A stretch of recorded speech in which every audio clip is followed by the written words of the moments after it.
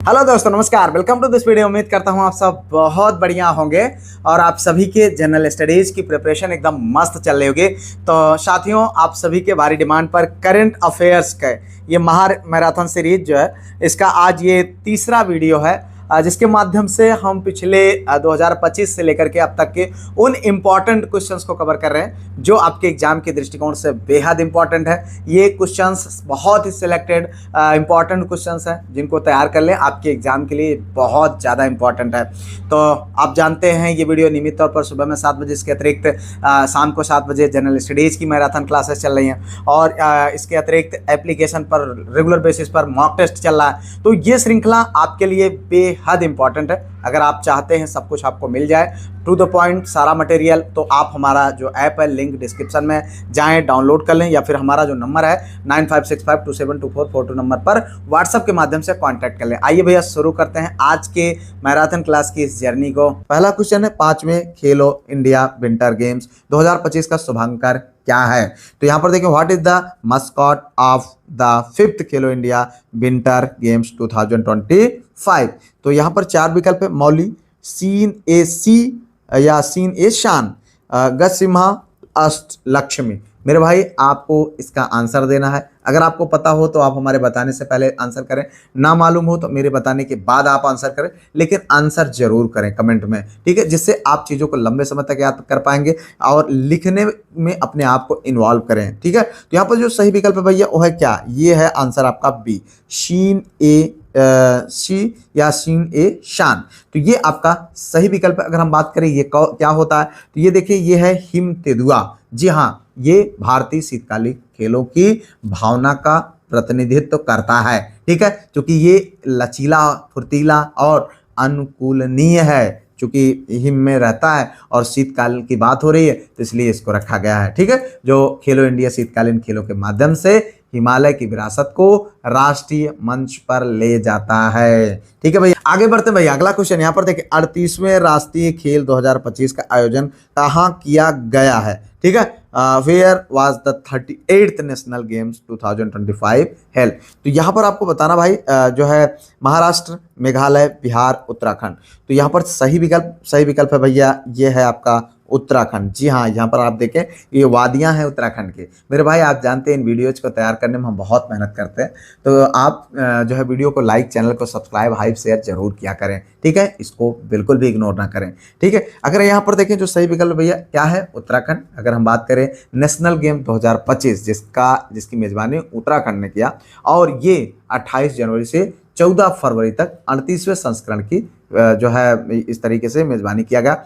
अगर हम बात करें, इस गेम्स में 38 खेलों में पदक प्रतियोगिताएं हुई और 10,000 से अधिक एथलीट, ऑफिशियल और कोच ने हिस्सा लिया इसमें, ठीक है। आगे बढ़ो भाई, अगला क्वेश्चन यहाँ पर देखें, 37वें खेलो इंडिया यूथ गेम्स 2025 में किस राज्य ने प्रथम स्थान प्राप्त किया? तो देखें यहाँ पर, which state secured the first position in the 7th Khelo India youth game 2025? बताओ भैया, महाराष्ट्र, तमिलनाडु, हरियाणा, यहाँ पर देखें सर्विसेज। तो ये बेहद इंपॉर्टेंट क्वेश्चन है मेरे भाई, बहुत ज़्यादा इंपॉर्टेंट, आपके एग्जाम में निश्चित तौर पर आपको देखने को मिल सकते हैं। तो यहाँ पर आप इनके आंसर को जरूर देखें। तो सही विकल्प है भैया क्या? पहला आंसर यानी महाराष्ट्र। अगर हम बात करें तो 7वें खेलो इंडिया यूथ गेम्स क्या हो रहा है? 7वें खेलो इंडिया यूथ गेम्स जो है 2025 में महाराष्ट्र ने पदक तालिका में प्रथम स्थान प्राप्त किया, ठीक है। महाराष्ट्र ने कुल 158 पदक, कितने?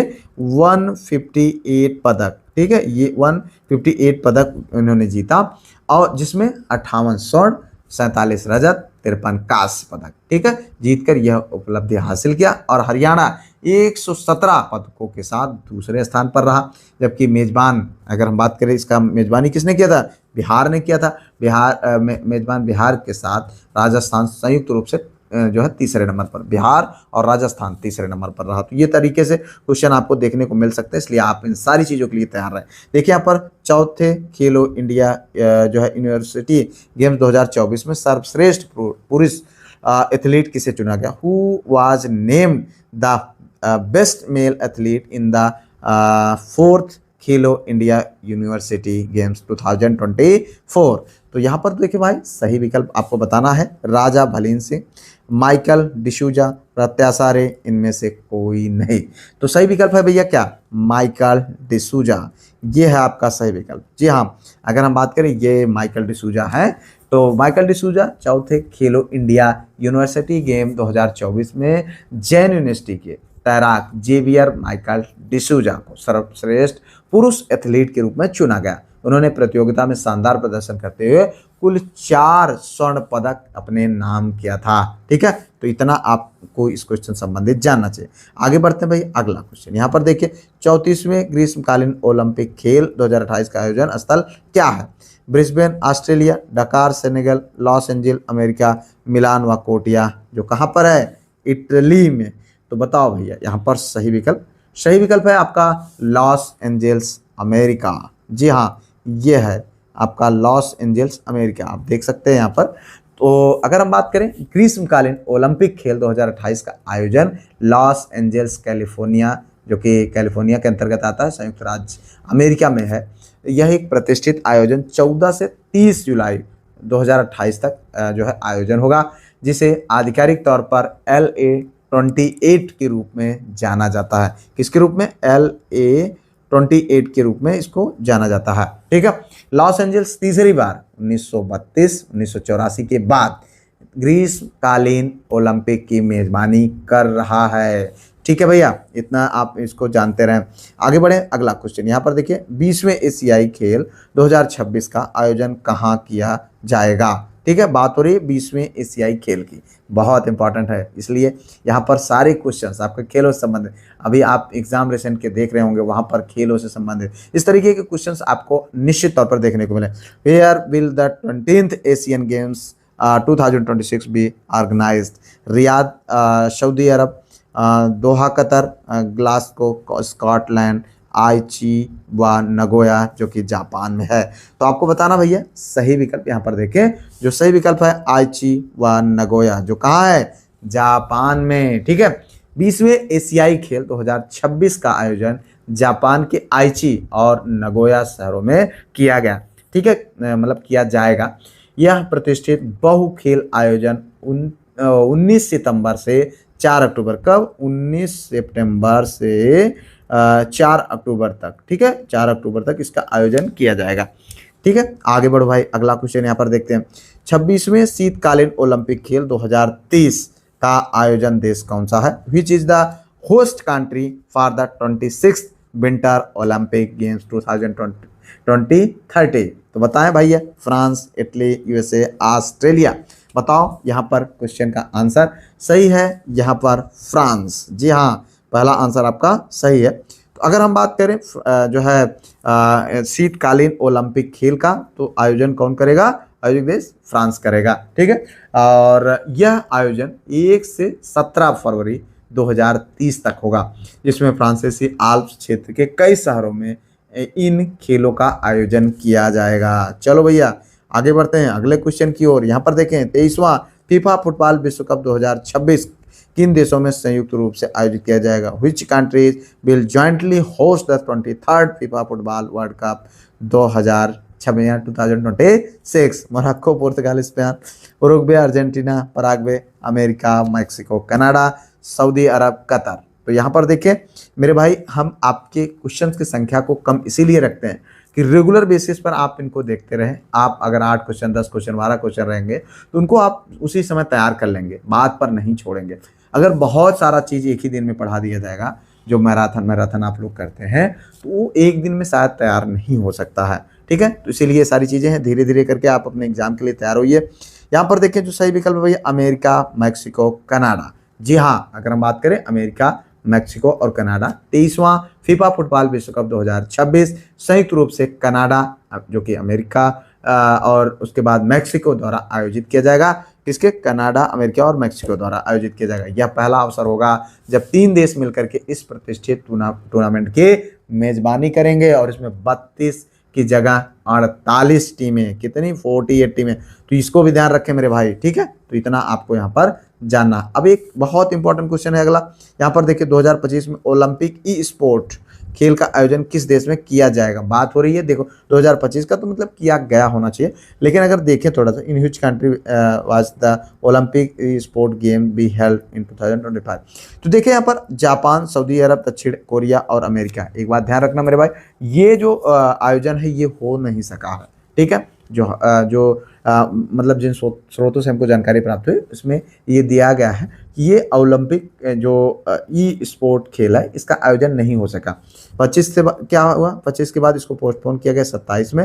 हालांकि यहाँ पर अगर अभी के लिए जब अगर इस तरीके के क्वेश्चन आपको आपके एग्जाम में देखने को मिल जाए तो यहाँ पर आपको आंसर लगाना है सऊदी अरब। जी हाँ, 2025 में पहले ओलंपिक ई स्पोर्ट खेल का आयोजन सऊदी अरब में किया जाना था, ठीक है। अंतर्राष्ट्रीय ओलंपिक समिति यानी आईओसी ने सऊदी अरब की राष्ट्रीय ओलंपिक समिति के साथ साझेदारी में इस ऐतिहासिक आयोजन की घोषणा की है, जो गेमिंग और पारंपरिक ओलंपिक मूल्यों को जोड़ेगा। हालांकि ये अब 2027 में इसका प्लान बन रहा है। हाल ही में आए चक्रवात, क्या नाम है, दाना, उसका यहाँ पर मुख्य रूप से किन भारतीय राज्यों को प्रभावित किया।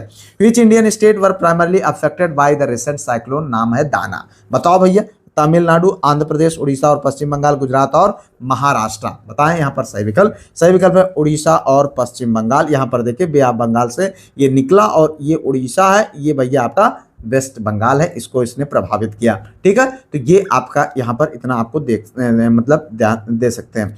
आगे देखो अगला क्वेश्चन, बंगाल की खाड़ी और पूर्ववर्ती तट को प्रभावित करने वाला जो चक्रवात का नाम है शक्ति, उसका नामकरण किस देश द्वारा किया गया। उससे पहले मैं बार बार आपको कहता हूँ यार देखो, जितने क्वेश्चन का आंसर आपको पता हो कमेंट करते जाइए, अगर ना पता हो मेरे बताने के बाद करिए, क्योंकि आप अपने आप को कनेक्ट करेंगे, चीजें लंबे समय तक याद होंगी और आपके एग्जाम के लिए बेहद इंपॉर्टेंट है मेरे भाई। यहाँ पर देखिए, which country name the cyclone Shakti that affected the bay of Bengal and the east coast. देखिए यहाँ पर भारत, बांग्लादेश, श्रीलंका, थाईलैंड। तो इसमें आपको बताना भैया ये सही विकल्प। तो अगर हम बात करें यहाँ पर सही है आपका श्रीलंका। क्या है, श्रीलंका ने इसका नामकरण किया है। अक्टूबर 2025 में अरब सागर और भारतीय तटों को प्रभावित करने वाले तीव्र चक्रवाती तूफान जिसका नाम क्या था, शक्ति। जी हाँ, उसने जो है उसका नामकरण किसके द्वारा किया गया, श्रीलंका के द्वारा किया गया। यह नाम विश्व मौसम विभाग संगठन WMO, ठीक है, पैनल के सदस्य देशों द्वारा उत्तरी हिंद महासागर में चक्रवातों के लिए निर्धारित घूर्णन प्रणाली के तहत किया गया, ठीक है। चलो आगे देखो अगला क्वेश्चन मेरे भाई। कल के डेट में जो जीएस का पेपर आया हुआ था उसमें आपने देखा, मैंने एक वीडियो भी बनाया हुआ था, आपने देखा, और अभी मैं उसका डिस्क्रिप्टिव पूरा एक सॉल्व भी कराऊंगा। आप पढ़ेंगे और अगर आप लगातार जुड़े हुए हैं तो आप देखेंगे लगभग क्वेश्चन 20-21 क्वेश्चन एग्जैक्टली आपको आपके जो मैंने पढ़ाया वहीं से देखने को मिले। तो आप इससे समझ सकते हैं कितना ज़्यादा इंपॉर्टेंट चीज़ें हम आपको प्रोवाइड करते हैं, टू द पॉइंट प्रोवाइड करते हैं, जिसलिए आप अपने जीएस वाले सेक्शन को बिल्कुल बिंदास हो सकते हैं। बशर्ते ये है कि देखो यार, एक काम आप ये करें कि आप जुड़ जाएं, ना पढ़ें तो इसमें आप कुछ नहीं कर सकते। क्योंकि मैं स्वयं आपको एग्जांपल दूंगा, क्योंकि कल पेपर जो था वो हमारे होम मिनिस्ट्री जी का था। अब वो डेली मैं पढ़ाता हूँ और डेली वीडियो PDF सब कुछ उनके पास अवेलेबल, लेकिन वो नहीं पढ़ती थी उतना, तो 10-11 क्वेश्चन मुश्किल से कर पाए। तो ये मैं आपको एक एग्जांपल देना चाहता हूँ। आप ग्रुप में जुड़ जाइए, सब कुछ करिए, लेकिन आप अगर नहीं पढ़ेंगे तो फिर आपको उससे कोई फायदा नहीं होगा। इसलिए सबसे ज़्यादा जरूरी है रेगुलर बेसिस पर वीडियो देखें, टेस्ट क्विज पार्टिसिपेट करें, PDF से पढ़ें, तो ये आपका भला हो सकता है, नहीं तो भला नहीं होगा। यहाँ पर देखो अगला क्वेश्चन, म्यांमार, लाओस और वियतनाम में तबाही मचाने वाले तूफान जिसका नाम क्या था, यागी, का नाम किस देश के नाम मतलब किस देश ने रखा है, ठीक है। तो इस टाइप का क्वेश्चन बनते हैं। ये देखो यहाँ पर एक खुद ही देखने में खराब मतलब भयंकर सा डरावना सा लग रहा है। यहाँ पर देखिए, which country name the storm Yagi that cause the devastation in Myanmar, Laos and Vietnam. तो जापान, चीन, कंबोडिया, फिलीपींस। बताएं सही विकल्प। यहाँ पर जो सही विकल्प भैया वो है आपका जापान। जी हाँ, जापान। यागी एक शक्तिशाली उष्णकटिबंधीय चक्रवात था जिसका नामकरण जापान द्वारा किया गया। इसने दक्षिण पूर्व एशिया में व्यापक तबाही मचाई थी, ठीक है, धमाल मचा। अभी आप देख रहे हैं ना, डेली आए दिन कोई न कोई आधी तूफान थोड़ा बहुत आ रहा है, चूंकि किसानों की फसल आ गई, तो ये थोड़ा सा ठीक नहीं है। अब हालांकि ये सब तो वो वाले चक्रवात नहीं है जिनको हम पढ़ेंगे, ठीक है। तो यहाँ पर देखो अगला क्वेश्चन, ताइवान और फिलीपींस को प्रभावित करने वाले चक्रवात जिसका नाम है क्या, कोंगरे, ठीक है। कोंगरे का नामकरण किसके द्वारा किया, who name the cyclone Kongre. अब देखो इसमें एक क्वेश्चन मैं ये बता रहा हूँ, किसने नामकरण किया ये आपको मैं पूछ रहा हूँ, लेकिन इसके साथ साथ वो तबाही कहाँ मचा रहा है और उसका नाम क्या है, तो ये यहाँ पर तीन चीजें अलग अलग तरीके से क्वेश्चन बन सकता है। अब आपसे पूछा जा सकता है ताइवान और फिलीपींस में तबाही मचाने वाले चक्रवात का नाम क्या था? कोंगरे, ठीक है। और अगर यहाँ पर देखें कोंगरे नामक जो चक्रवात आया था उसने कहाँ कहाँ तबाही मचाई? ताइवान एवं फिलीपींस। तो अलग अलग तरीके से क्वेश्चन बन सकते हैं, इसलिए आप बिल्कुल एकदम बिंदास होकर के शांत मन से इन सारी चीजों को देखें। यहाँ पर जो 4 विकल्प है उनमें से अगर आप देखें तो ये है भैया कंबोडिया। जी हाँ, कहाँ पर? कंबोडिया में चक्रवात कोंगरे नामक जो कंबोडिया द्वारा, कोंगरे कंबोडिया याद रख सकते हैं, इससे दिया गया जिस मतलब इसी ने इसका नाम रखा था कंबोडिया ने, ठीक है, जिसने मुख्य रूप से ताइवान और फिलीपींस में तबाही मचाई थी, ठीक है। चलो आगे देखो, यहाँ पर तमिलनाडु को प्रभावित करने वाले तूफान जिसका नाम क्या है? फैगल का नामकरण निम्नलिखित में से किस देश ने? अब देखो यहाँ पर फैगल का नामकरण कतर, सऊदी अरब, ओमान, यूएई। तो यहाँ पर देखें जो सही विकल्प है मित्र वो है आपका सऊदी अरब। क्या है? सऊदी अरब, ठीक है। तमिलनाडु और पुडुचेरी के तटों को प्रभावित करने वाले चक्रवाती तूफान जिसका नाम था फेंगल, ठीक है। फेंगल का नामकरण सऊदी अरब द्वारा किया गया। किसके द्वारा? सऊदी अरब द्वारा किया गया। यह नाम अरबी भाषा से लिया गया है और इसे हिंद महासागर क्षेत्र के 13 देशों के समूह द्वारा चक्रवातों के नामकरण की प्रक्रिया के तहत चुना गया। चलो आगे देखते हैं अगला क्वेश्चन। यहाँ पर देखें तूफान जिसका नाम क्या है? चीडो ने किस देश के को मुख्य रूप से प्रभावित किया जिसका नामकरण मॉरिशस द्वारा किया गया? अब देखो घुमा रहा है ना, बस चीजें 3 ही है लेकिन क्वेश्चन को कैसे घुमा रहा है आप समझ सकते हैं। तो अलग अलग टाइप के क्वेश्चन आपसे पूछे जा सकते हैं। मेरे भाई आपको इन वीडियोज को देने के लिए मैं बेहद मेहनत करता हूँ, आप जानते हैं। ये वीडियो सुबह में 7 बजे आपको मिलती है, इसका मतलब रात में ही रिकॉर्ड होती है। और आज अभी मैं पेपर दिलाने के बाद रात को 9 बजे आया हूँ, आपके लिए वीडियो रिकॉर्ड कर रहा हूँ। थका बहुत था लेकिन ज़रूरी है इसलिए करना पड़ता है।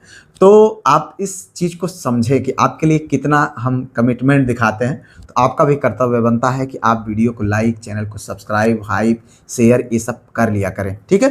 तो which country was the primarily affected by the storm जिसका नाम है चीवो। तो which was name by the यहाँ देखें मॉरिशस, मेडागास्कर, दक्षिण अफ्रीका, मोजाम्बिक, केन्या। यहाँ पर देखो जो सही विकल्प है मेरे भाई वो है आपका मोजाम्बिक। जी हाँ, मोजाम्बिक।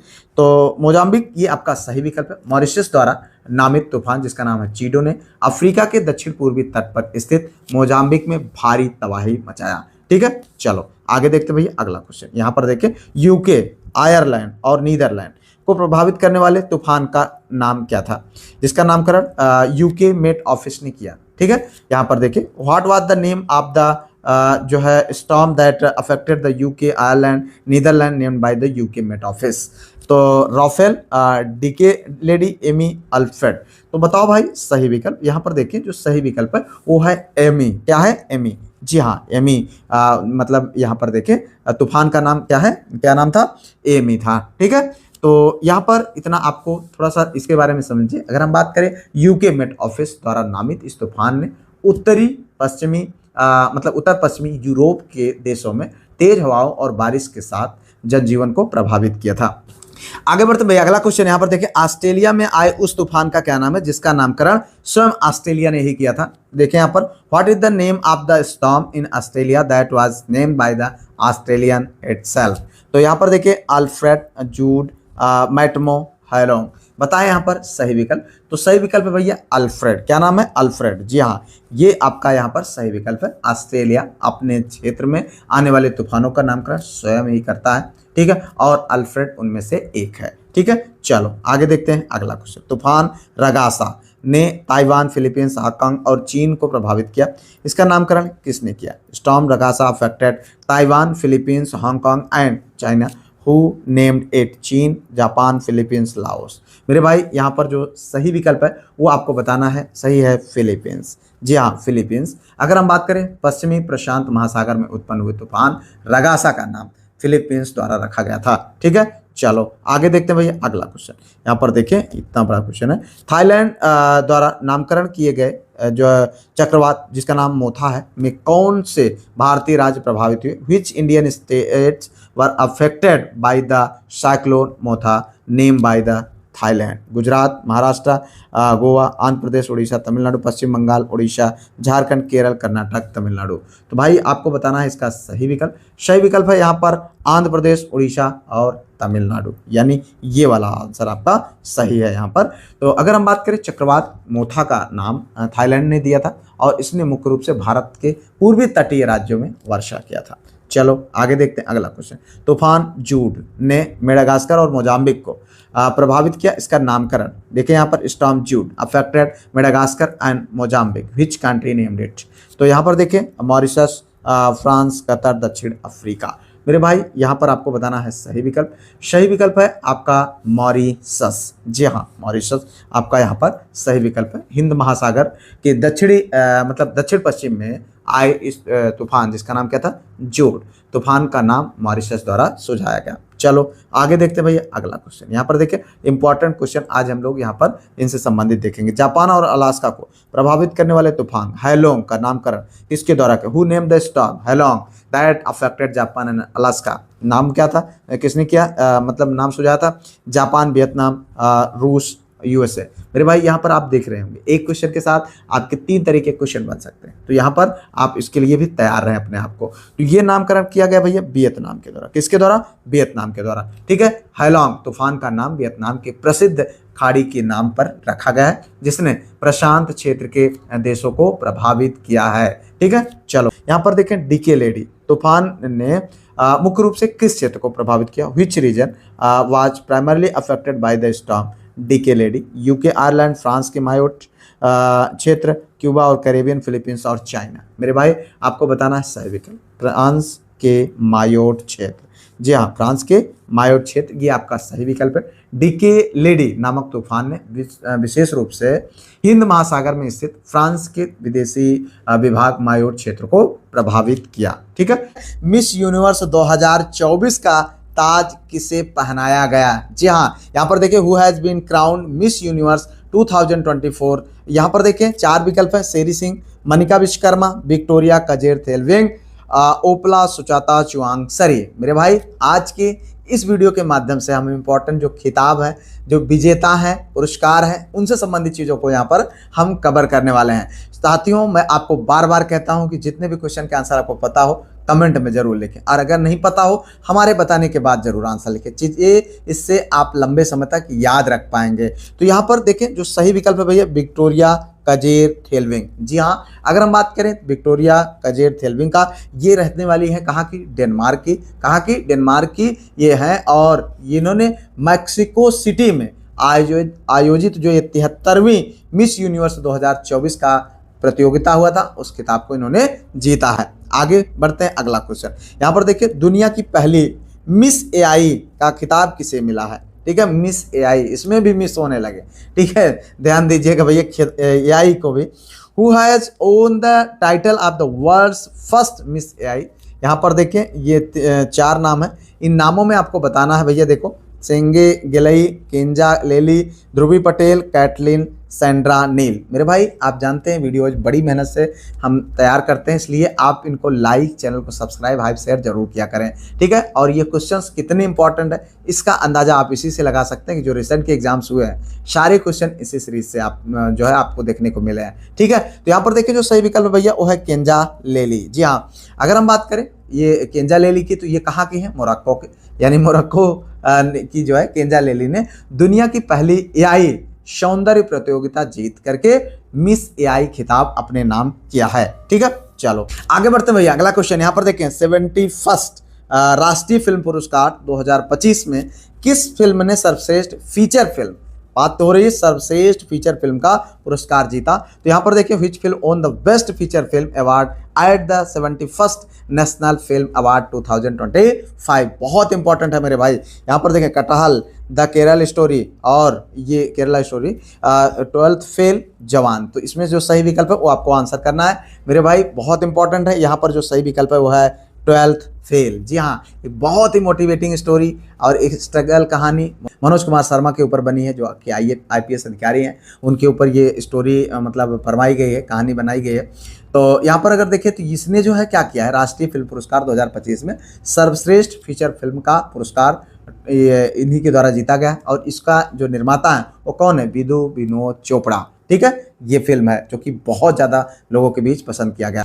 आगे बढ़ते भैया, अगला क्वेश्चन यहाँ पर देखें, 71st यानी 71वें राष्ट्रीय फिल्म पुरस्कारों में संयुक्त रूप से सर्वश्रेष्ठ अभिनेता का पुरस्कार किसने जीता है? तो यहाँ पर देखिए, who jointly own the best actor award at the 71st national film awards. देखिए यहाँ पर शाहरुख खान और कार्तिक आर्यन, शाहरुख खान और विक्रांत मैसी, अभिषेक बच्चन, एंड्रिया बॉडी और शाहरुख खान। तो बताओ भाई सही विकल्प। तो यहाँ पर देखें जो सही विकल्प है वो है भैया आपका बी आंसर, यानी शाहरुख खान और विक्रांत मैसी। मेरे भाई ये क्वेश्चन बहुत ज़्यादा इंपॉर्टेंट है, इसलिए इनको आप याद रखें। ठीक है, तो यहाँ पर अगर हम देखते हैं 71वें राष्ट्रीय फिल्म पुरस्कार 2000 जो कि 23 में बनी थी, ठीक है, फिल्मों के लिए शाहरुख खान, जो इनकी फिल्म एक थी जवान मूवी थी, और Vikrant Massey film 12th fail में काम किया था। इन दोनों को संयुक्त अभिनेता का पुरस्कार जीता। ठीक है, यह शाहरुख खान के करियर का पहला राष्ट्रीय फिल्म पुरस्कार है। ठीक है, तो इतना आपको यहाँ पर इस क्वेश्चन संबंधित जानना चाहिए। आगे बढ़ते हैं भैया, अगला क्वेश्चन यहाँ पर देखिए, 97th ऑस्कर पुरस्कार 2025 में सर्वश्रेष्ठ लाइव एक्शन शॉर्ट फिल्म के लिए किस भारतीय लघु फिल्म को नामांकित किया गया? यहाँ पर देखें, which Indian short film was nominated for best live action short film at the 97th Oscar award 2025। तो आपको बताना भाई सही विकल्प, लापता लेडीज, होम बाउंड, अनुजा, कटहल। तो यहाँ पर देखिए जो सही विकल्प है मेरे भाई वो है अनुजा। जी हाँ, ये फिल्म अगर आप देखें तो इसको 97वें ऑस्कर पुरस्कार 2025 में सर्वश्रेष्ठ लाइव एक्शन शॉर्ट फिल्म श्रेणी के लिए भारतीय अमेरिकी जो है लघु फिल्म जो कि जिसका नाम क्या है, अनुजा, को नामांकित किया गया है। ठीक है, एडम जे ग्रेप्स द्वारा निर्देशित और प्रियंका चोपड़ा व गुनीत मोगा द्वारा समर्थित यह फिल्म दिल्ली की एक 9 साल की बच्ची की कहानी है। ठीक है, जो बाल मजदूरी के बीच अपने सपनों का पीछा करती है। ठीक है, चलो आगे देखते हैं भैया अगला क्वेश्चन। यहाँ पर देखें, 97th अकादमी पुरस्कार जो कि ऑस्कर के नाम से जाना जाता है 2025 में किस फिल्म ने सर्वश्रेष्ठ फिल्म का पुरस्कार जीता? तो यहाँ पर देखें सब पुरस्कार और फिल्म इंपॉर्टेंट है, क्वेश्चन बनता है। Which film own the best film award at the 97th academy award जिसका नाम है ऑस्कर 2025? द ब्रूटलिस्ट, लापता लेडी, 12th फेल, अनोरा। मेरे भाई आपको बताना है सही विकल्प। सही विकल्प है यहाँ पर अनोरा। जी हाँ, क्या विकल्प है? अनोरा। यहाँ पर अगर हम बात करें 97वां अकादमी पुरस्कार जिसको ऑस्कर के रूप में हम जानते हैं 2025 में एनोरा या अनोरा नाम से जो एक मूवी है उसको सर्वश्रेष्ठ फिल्म का प्रतिष्ठित यह पुरस्कार दिया गया। सीन बेकर द्वारा निर्देशित इस कॉमेडी ड्रामा फिल्म को सर्वश्रेष्ठ निर्देशक सहित कई प्रमुख पुरस्कार मिले हैं। ठीक है, यह फिल्म एक रूसी अरबपति के बेटे से शादी करने वाली एक यौन कर्मी की कहानी पर आधारित है। ठीक है, आगे बढ़ते भैया अगला क्वेश्चन यहाँ पर देखिए, ऑस्कर 2026 98 यानी 98वें के लिए भारत की आधिकारिक प्रविष्टि के रूप में नीरज घेवन की किस हिंदी फिल्म को चुना गया है? ठीक है, which Hindi film by Neeraj Ghaywan has been chosen as India's official entry for the Oscar 2026? देखिए यहाँ पर अनुजा, लापता लेडीज, होम बाउंड, जिगरा। मेरे भाई सही विकल्प बताना। सही विकल्प है होम बाउंड। जी हाँ, मैं बार बार कहता हूँ कमेंट में आंसर आपका अपेक्षित है। जी हाँ, आप कमेंट में आंसर लिखते जाएं और वीडियो को लाइक, चैनल को सब्सक्राइब, हाइप, शेयर करके पीडीएफ जरूर प्राप्त कर लीजिएगा। नंबर मैं बार बार आपको बताता रहता हूँ, 9565272442 नंबर है। ठीक है, तो ये सारी चीज़ें हैं। यहाँ पर अगर हम बात करें होम बाउंड का, जो ये पुरस्कार विजेता फिल्म है ऑस्कर 2026 के लिए भारत की आधिकारिक प्रविष्टि के रूप में नीरज घेवन द्वारा निर्देशित एक हिंदी फिल्म जिसका नाम क्या है, होम बाउंड को चुना गया है। ठीक है, ईशान खट्टर, विशाल जेठा और जानवी कपूर अभिनीत यह फिल्म 98वें ऑस्कर की सर्वश्रेष्ठ अंतर्राष्ट्रीय फीचर फिल्म श्रेणी की रेस में शामिल की गई है। आगे बढ़ते भाई अगला क्वेश्चन यहाँ पर देखिए, 67th रेमन मैग्सेसे पुरस्कार 2025 प्राप्त करने वाली पहली भारतीय संस्था कौन सी बन गई? देखें यहाँ पर प्रथम, एजुकेट गर्ल, गूंज और अक्षय पात्र। आपको बताना भाई सही विकल्प। सही विकल्प है क्या? Educate girl. जी हाँ, अगर आप देखें तो यहाँ पर जो सही विकल्प है वो है एजुकेट गर्ल संस्था। अगर देखें तो 67वां रेमन मैग्सेसे पुरस्कार 2025 प्राप्त करने वाली पहली भारतीय संस्था जिसका यानी एनजीओ एजुकेट गर्ल। जी हाँ, ये बनी है कौन? एजुकेट गर्ल जो एनजीओ बनी है सफीना हुसैन द्वारा स्थापित इस गैर लाभकारी संस्था को भारत में ग्रामीण और वंचित समुदायों में बालिकाओं की शिक्षा और सशक्तिकरण के लिए उनके ऐतिहासिक काम हेतु यह सम्मान दिया गया है। ठीक है, चलो आगे देखते हैं भैया अगला क्वेश्चन। प्लास्टिक प्रदूषण नियंत्रण के लिए 67वां रेमन मैग्सेसे पुरस्कार 2025 प्राप्त करने वाली साहिना अली किस देश से संबंधित है? Sahina Ali who receive the 67th Ramon Magsaysay award 2025 यानी 2025 for plastic pollution control belong to which city? आपको व्हिच कंट्री आपको बताना, मालदीव, फिलीपींस, भारत और श्रीलंका। क्वेश्चन क्या पूछ रहा है भाई, यहाँ पर अगर देखिए प्लास्टिक प्रदूषण नियंत्रण के लिए 67वां रेमन मैग्सेसे पुरस्कार 2025 प्राप्त करने वाली साहिना अली किस देश की है? तो देखिए यहाँ पर इस तरीके से आपके 3-4 क्वेश्चन तैयार होते हैं कि साहिना अली किस देश से हैं, ठीक है, और ये पुरस्कार प्राप्त करने वाला कौन है और इनको किसके लिए पुरस्कार दिया गया। तो यहाँ पर आपको इस तरीके से क्वेश्चन मिलते हैं। तो यहाँ पर जो देखें सही विकल्प है भाई वो है मालदीव। जी हाँ, क्या विकल्प सही है? मालदीव। प्लास्टिक प्रदूषण नियंत्रण और समुद्री पारिस्थितिकी तंत्र के संरक्षण के लिए 67वें रेमन मैग्सेसे पुरस्कार 2025 प्राप्त करने वाली साहिना अली मालदीव से संबंधित है। कहाँ से? मालदीव से संबंधित। उन्हें यह प्रतिष्ठित सम्मान जमीनी स्तर पर प्लास्टिक के खिलाफ आंदोलन चलाने और तटीय सफाई के लिए दिया गया है। ठीक है, आगे बढ़ते हैं भैया अगला क्वेश्चन। लघु कथा 1/12 के लिए हिंदी भाषा में साहित्य अकादमी बाल साहित्य पुरस्कार 2025 से किसे सम्मानित किया गया है? देखिए यहाँ पर who has been awarded the Sahitya Akademi Bal Sahitya Puraskar 2025 in the Hindi language for in the short story 1/12। बताओ भाई। सुशील शुक्ल, नितिन कुशलप्पा, मुन्नी कामत, गजनफर इकबाल। तो बताएं भाई सही विकल्प। आपको बताना है यहाँ पर सही विकल्प। सही विकल्प है सुशील शुक्ल। जी हाँ, प्रसिद्ध लेखक सुशील शुक्ल को उनकी कहानी 1/12 के लिए 2025 का हिंदी बाल साहित्य पुरस्कार दिया गया है। ठीक है, चलो आगे बढ़ते हैं भैया अगला क्वेश्चन। गजनफर इकबाल ने किस उर्दू लेख संग्रह के लिए बाल साहित्य पुरस्कार 2025 जीता है? ठीक है, क्या पूछ रहा? बाल साहित्य पुरस्कार 2025 जो है गजनफर को किसके लिए प्रोवाइड किया गया है? ठीक है, तो आपको यहाँ पर देखना है 4 विकल्प है भैया। एक है चुक्का, 1/12, साउथ इंडियन मिथ्स और जो है कौमी सितारे। तो यहाँ पर जो सही विकल्प है मित्र वो है आपका कौमी सितारे। जी हाँ, अगर आप देखें 1/12 अभी हमने इससे पहले वाले क्वेश्चन में देखा था। ठीक है, लेकिन यहाँ पर जो इनको पुरस्कार मिला है किसके लिए मिला है? कौमी सितारे के लिए मिला है। ठीक है, कौमी सितारे के लिए।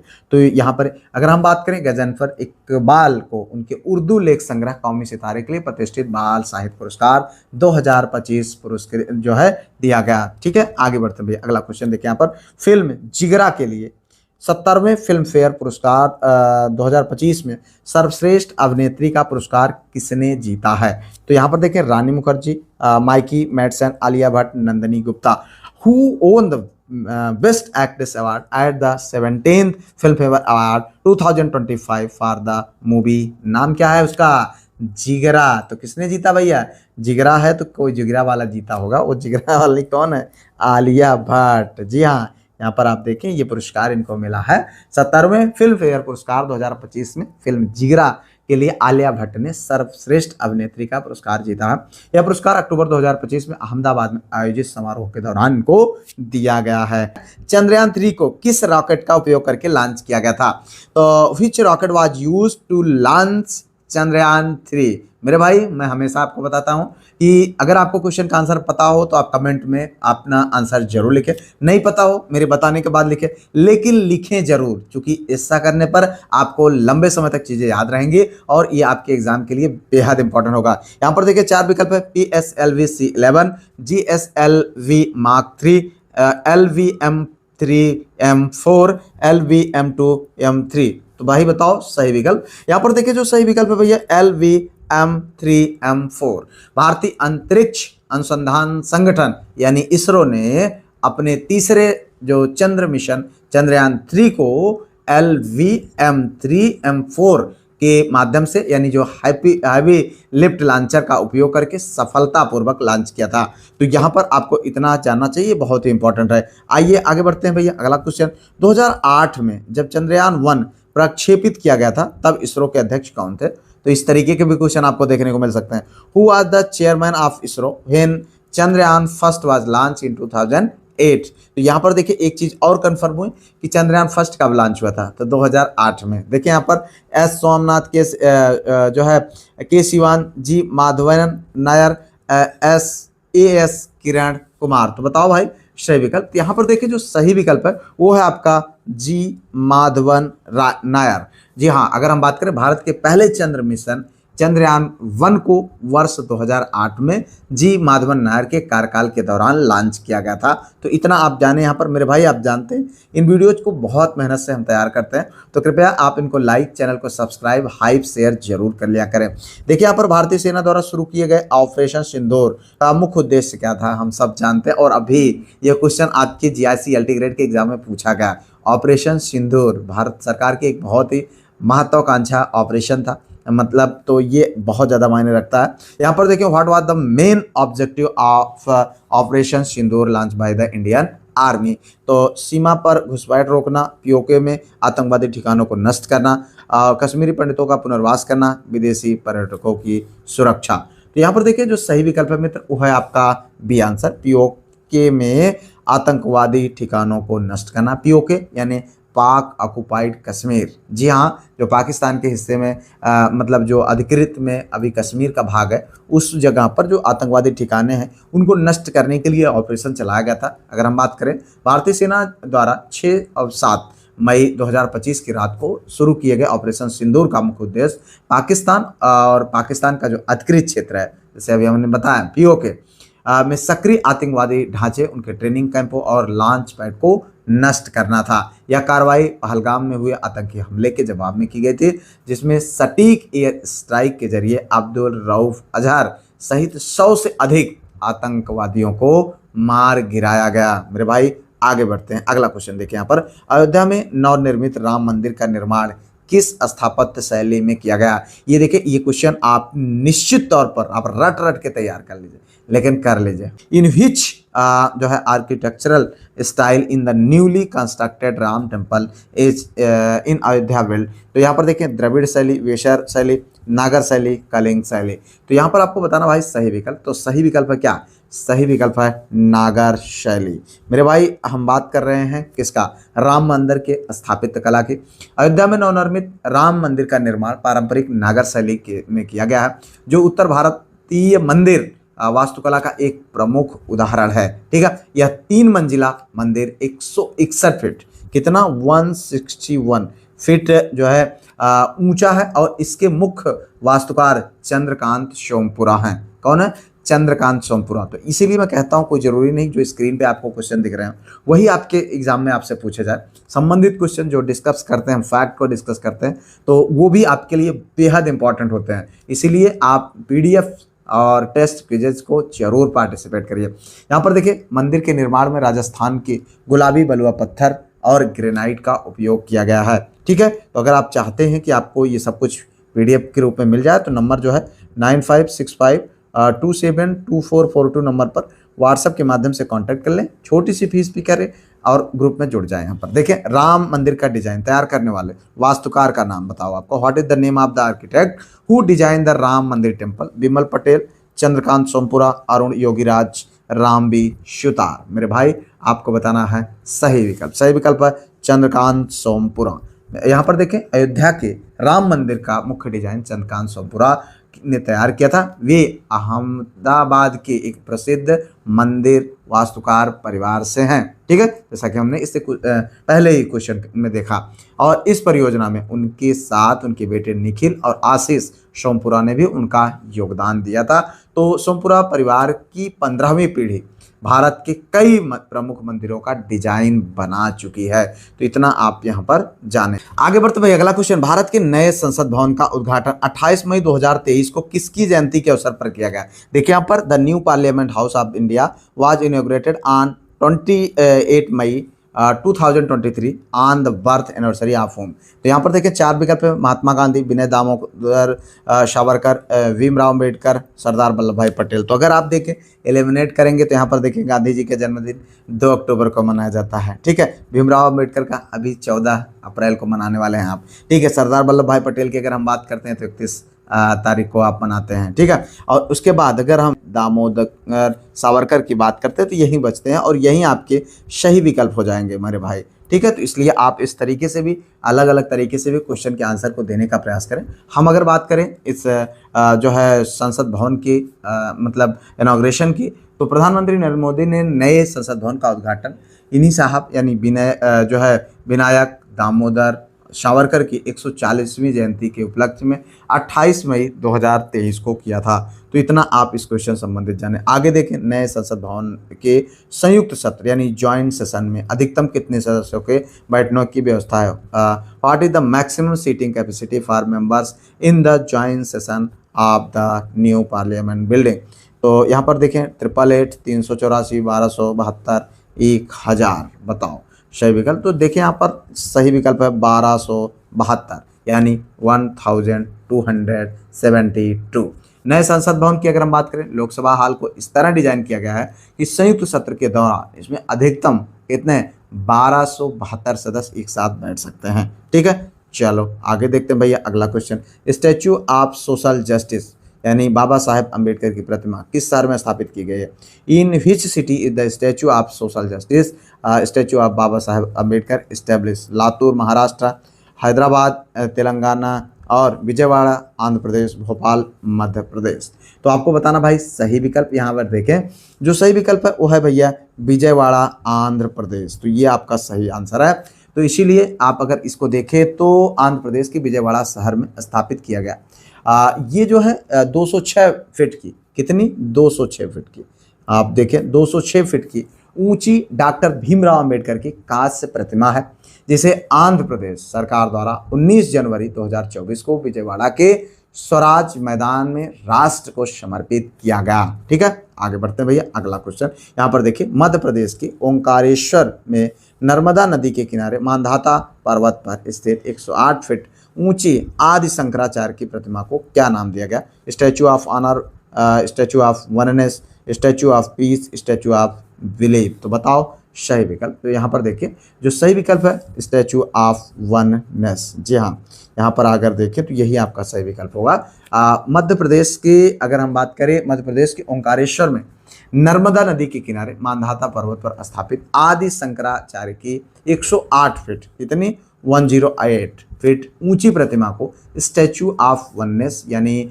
अगर हम बात करें एकात्मकता की प्रतिमा का नाम दिया गया। यह प्रतिमा का अनावरण की अगर हम बात करें तो 21 सितंबर 2023 को किया गया, जिसमें शंकराचार्य साहब को 12 वर्षीय बाल रूप में दिखाया गया है। चलो आगे देखते हैं भैया।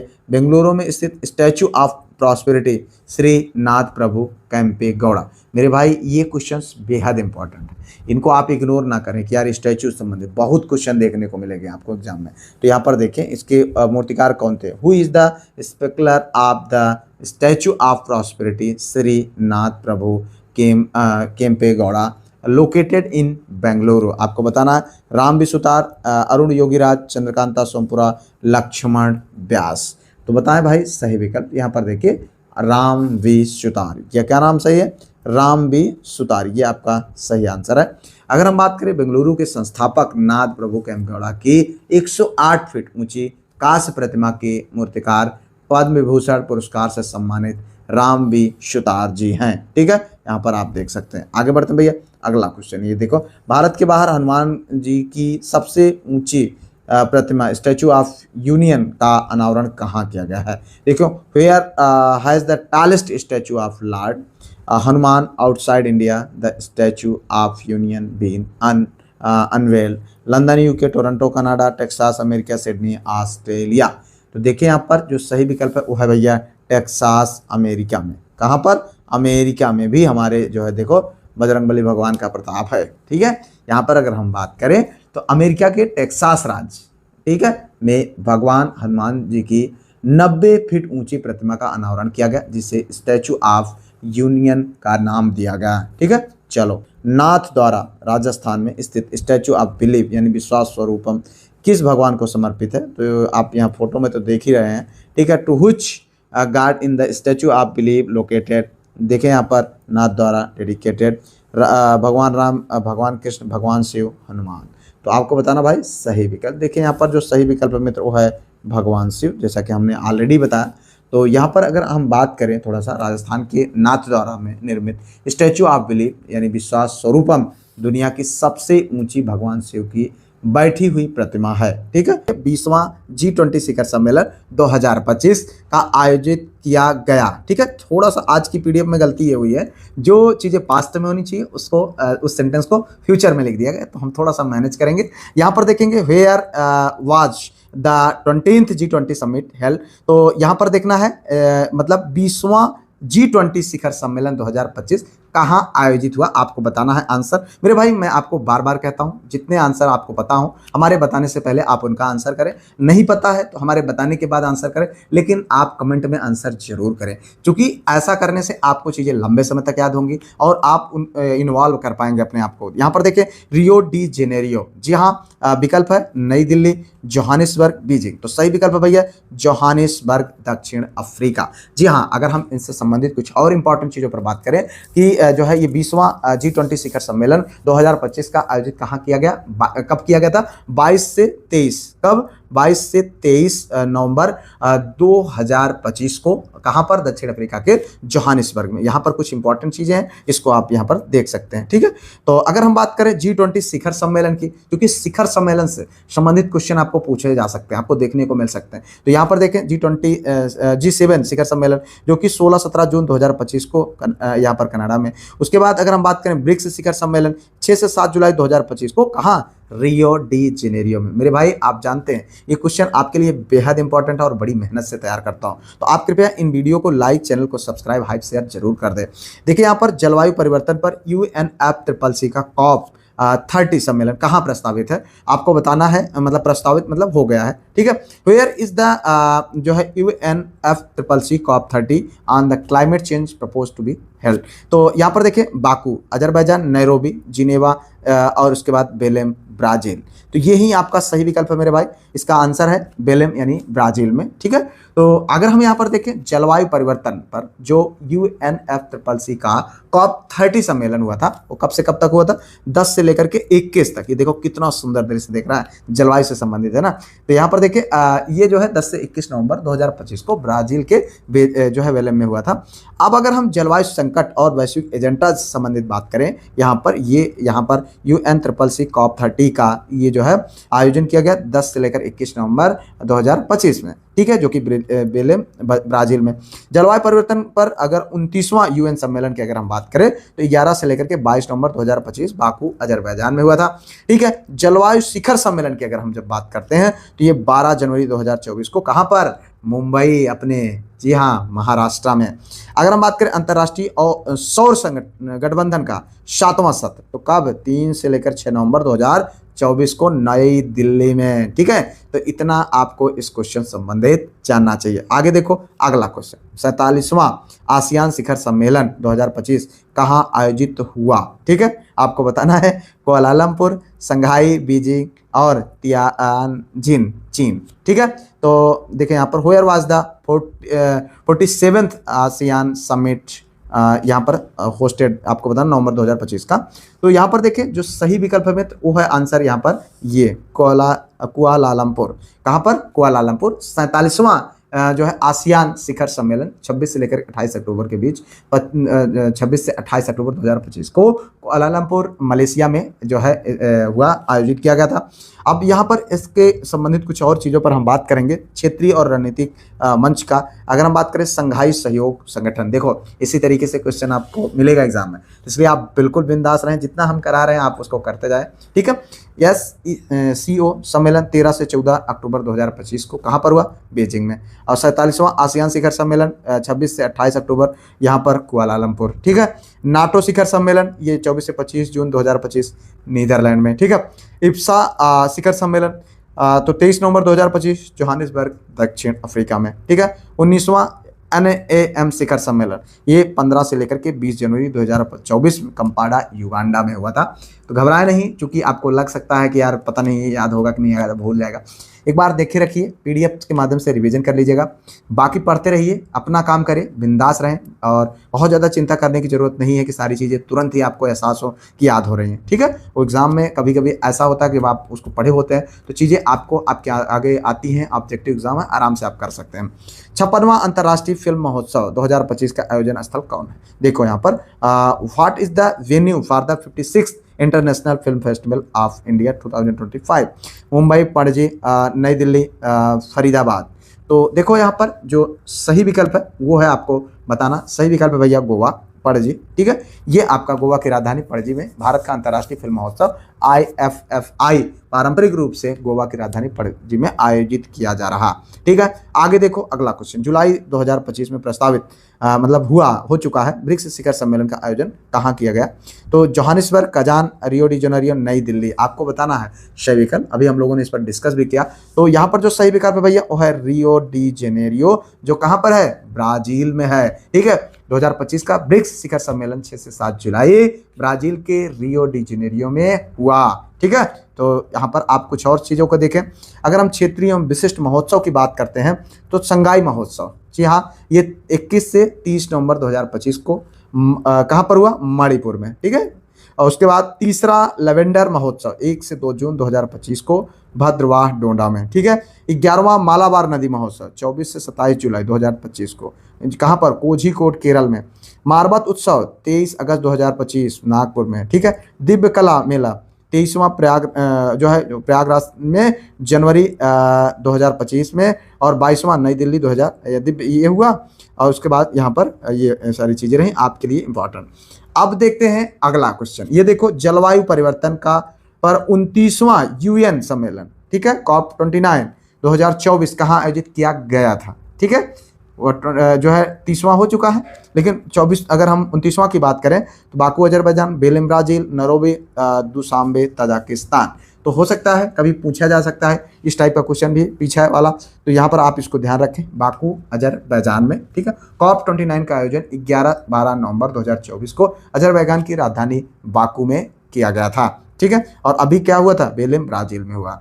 चलो आगे देखते हैं अगला क्वेश्चन, यहाँ पर देखें 38वां सूरजकुंड अंतर्राष्ट्रीय हस्तशिल्प मेला फरवरी 2025 में कहाँ आयोजित हुआ? ठीक है, here will be the 38th Surajkund international craft Mela, will भी नहीं वाज होना चाहिए। ठीक है, तो यहाँ पर देखें देहरादून, प्रयागराज, फरीदाबाद, बड़ोदरा।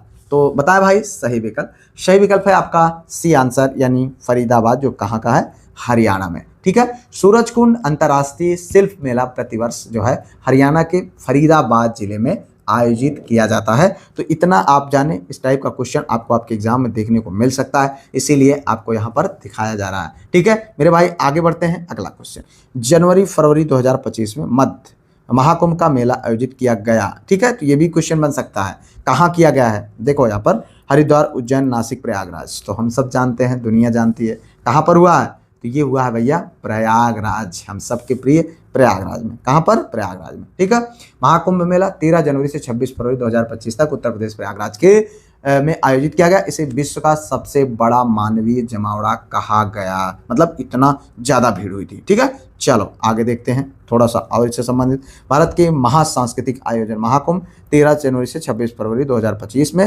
विश्व का सबसे बड़ा मानवीय जमावड़ा। और ये देखें 1 से लेकर के 15 नवंबर 2025 को नई दिल्ली में। और आज महोत्सव की हम बात करें तो 16 से लेकर के 24 फरवरी 2025 को कहाँ? नई दिल्ली में। चलो आगे देखो अगला क्वेश्चन, यहाँ पर देखिए, यहाँ पर दिसंबर 2024 में तानसेन समारोह का आयोजन किस शहर में किया गया? तो यहाँ पर है in which city was the Taiwan जो है Tansen Samaroh organise in December 2024? Pune, Gwalior, Kolkata, New Delhi. चलो बताएं भाई सही विकल्प। सही विकल्प है आपका यहाँ पर बी आंसर, यानी ग्वालियर। जी हाँ, अगर हम बात करें प्रसिद्ध संगीत सम्राट तानसेन की स्मृति में, याद में, ग्वालियर में, मध्य प्रदेश में। ठीक है, याद में, ग्वालियर में, मध्य प्रदेश में, मतलब 3 में आ गया साथ में, तानसेन समारोह का आयोजन किया गया। ठीक है, चलो यहाँ पर अगला क्वेश्चन देखते हैं, वर्ल्ड फूड 2025। ये देखो यहाँ पर का आयोजन प्रस्तावित है या हो चुका है 2025 का। ठीक है, आप देखें 2026 चल रहा है। ठीक है, थोड़ा सा इस बार इस पीपीटी में एरर हुई है टाइपिस्ट से, अब क्या करें। नई दिल्ली, गांधीनगर, मुंबई, कोझिकोड, बहुत मैनेज करना पड़ता है यार चीज़ों को लेकर के, ठीक है। यहाँ पर देखें जो सही विकल्प है आपको बताना भाई, सही विकल्प है नई दिल्ली। जी हाँ, नई दिल्ली। अगर हम बात करें वर्ल्ड फूड इंडिया 2025 का आयोजन भारत की राजधानी कहाँ पर, नई दिल्ली में ये आयोजित किया गया। चलो आगे देखते हैं अगला क्वेश्चन। दिसंबर 2024 में 22वां दिव्य कला मेला कहाँ आयोजित किया गया? Where was the 22nd Divya कला मेला organise in December 2024? Prayagraj, Vadodara, Kolkata, New Delhi. तो बताएं यहाँ पर बात क्या पूछ रहा है, दिव्य कला मेला। भाई ये इस टाइप का क्वेश्चन आपको देखने को मिल सकता है। कहाँ पर हुआ था? नई दिल्ली में। कहाँ पर? दिव्य कला मेला, 22वां दिव्य कला मेला दिसंबर 2024 में नई दिल्ली में आयोजित हुआ था। जबकि अगर हम बात करें 23वां मेला जनवरी 2025 में प्रयागराज में आयोजित हुआ, ठीक है। 22वां यहाँ पर हुआ, ठीक है, और 23वां कहाँ हुआ? प्रयागराज में हुआ। चलो अगला क्वेश्चन, 11वें मालाबार नदी महोत्सव जुलाई 2025 का आयोजन कौन सा स्थल है? तो यहाँ पर what is the venue of for the 11th Malabar river festival July 2025? Kozhikode, Kerala, Panaji Goa, Dehradun, Nagpur. तो यहाँ पर आपको बताना भैया सही विकल्प कोझिकोड केरल। जी हाँ, ये देखो ये सही आपका आंसर है। अगर बात करें 11वां जो है मालाबार नदी महोत्सव 24 से 27 जुलाई 2025 को केरल के कोझिकोड में आयोजित किया गया। ये देखो यहाँ पर नौका यात्रा हो रही है, ठीक है। भारत का पहला सेमीकंडक्टर नवाचार संग्रहालय कहाँ स्थित है? पूछा जा रहा है पहला जो है जो सेमीकंडक्टर नवाचार संग्रहालय। तो यहाँ पर where is the India's first semiconductor innovation museum located? तो देखिए यहाँ पर 4 विकल्प है, हैदराबाद, बेंगलुरु, चेन्नई, पुणे। मेरे भाई मैं आपको हमेशा कहता हूँ कि जितने भी क्वेश्चन के आंसर आपको पता हो आप उनको कमेंट में जरूर लिखें, नहीं पता हो मेरे बताने के बाद लिखें, लेकिन आंसर को जरूर लिखें, जिससे चीज़ें आपको लंबे समय तक याद होंगी, आप कनेक्ट कर पाएंगे। तो यहाँ पर जो सही विकल्प है मित्र वो है हैदराबाद। जी हाँ, भारत का पहला सेमीकंडक्टर नवाचार संग्रहालय हैदराबाद जो तेलंगाना में स्थित है। इस म्यूजियम का उद्घाटन 12 अक्टूबर कब? 12 अक्टूबर 2025 में। कब? 12 अक्टूबर 2025 में किया गया, ठीक है। और इसका मुख्य उद्देश्य तकनीकी आत्मनिर्भरता को बढ़ावा देना है, ठीक है। साथ ही साथ अगर हम बात करें तो इसमें जो है छात्रों, शोधकर्ताओं और स्टार्टअप को सेमीकंडक्टर तकनीक, एआई चिप, रोबोटिक्स और अगली पीढ़ी के जो इलेक्ट्रॉनिक व्हीकल्स सिस्टम के बारे में शिक्षित करना, बढ़ावा देना, ठीक है, इसका मुख्य उद्देश्य है। आगे बढ़ते हैं भैया, अगला क्वेश्चन यहाँ पर देखिए, भारत की पहली मानसिक स्वास्थ्य राजदूत कौन है? ठीक है, यहाँ पर देखिए भारत की पहली मानसिक स्वास्थ्य राजदूत, who is the India's first mental health ambassador? Priyanka Chopra, Deepika Padukone, Alia Bhatt, Anushka Sharma. तो यहाँ पर आपको बताना भैया सही विकल्प, तो सही विकल्प है यहाँ पर दीपिका पादुकोण। जी हाँ, अभिनेत्री दीपिका पादुकोण को मानसिक स्वास्थ्य के प्रति जागरूकता फैलाने और इससे जुड़े सामाजिक कलंक को दूर करने के प्रयासों के लिए भारत की पहली मानसिक स्वास्थ्य राजदूत के रूप में पहचाना जाता है। तो ये एक बहुत ही इंपॉर्टेंट चीज़ है, आपको इतना जानना चाहिए।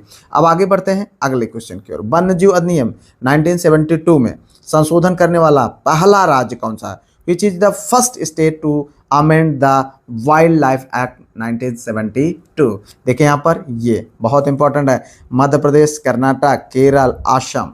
तो यहाँ पर आप देखें जो सही विकल्प है वो आपको बताना, चूंकि इन हाथियों के माध्यम से आप अनुमान लगा लिए होंगे। सही विकल्प है भैया केरल। मेरे भाई आपके इन वीडियोज को बनाने के लिए हमें बेहद मेहनत करनी पड़ती है, तो कृपया आप इनको लाइक, चैनल को सब्सक्राइब, हाइप, शेयर जरूर करें। देखिए यहाँ पर केरल की बात हो रही है, तो केरल जो है भारत देश का पहला राज्य बना जिसने जो है वन्य जीव संरक्षण अधिनियम 1972 में संशोधन कर मानव वन्य जीव संघर्ष को प्रभावी ढंग से प्रबंधित करने के लिए विशेष जो है प्रावधान बनाए हैं। ठीक है, चलो आगे देखते हैं अगला क्वेश्चन। भारत की पहली चीता सफारी की शुरुआत कहाँ हुई? बात हो रही है क्या? वेयर डिड इंडियाज फर्स्ट चीता सफारी स्टार्ट्स? देखिए यहाँ पर कूनो राष्ट्रीय पार्क, जिम कॉर्बेट, रणथंभौर, गिर। तो इनमें से आपको बताना है भैया कौन सा है सही विकल्प। तो सही विकल्प है भैया कूनो राष्ट्रीय उद्यान। जी हाँ, क्या आंसर सही है? कूनो राष्ट्रीय उद्यान। मध्य प्रदेश के कूनो राष्ट्रीय उद्यान में नामीबिया और दक्षिण अफ्रीका से लाए गए चीतों के संरक्षण और पर्यटन को बढ़ावा देने के लिए भारत की पहली चीता सफारी शुरू किया गया है। तो इसको आप ध्यान रखें, कहाँ से लाया गया है, जो है नामीबिया और दक्षिण अफ्रीका से। तो इतना आपको यहाँ पर इस क्वेश्चन संबंधित जानना चाहिए। आगे बढ़े, अगला क्वेश्चन, भारत का पहला झुग्गी मुक्त, जी हाँ, पहला झुग्गी मुक्त शहर कौन सा है? Which is the India's first slum free city? देखें यहाँ पर इंदौर, सूरत, चंडीगढ़, नवी मुंबई। बताओ भाई सही विकल्प। तो यहाँ पर सही है चंडीगढ़।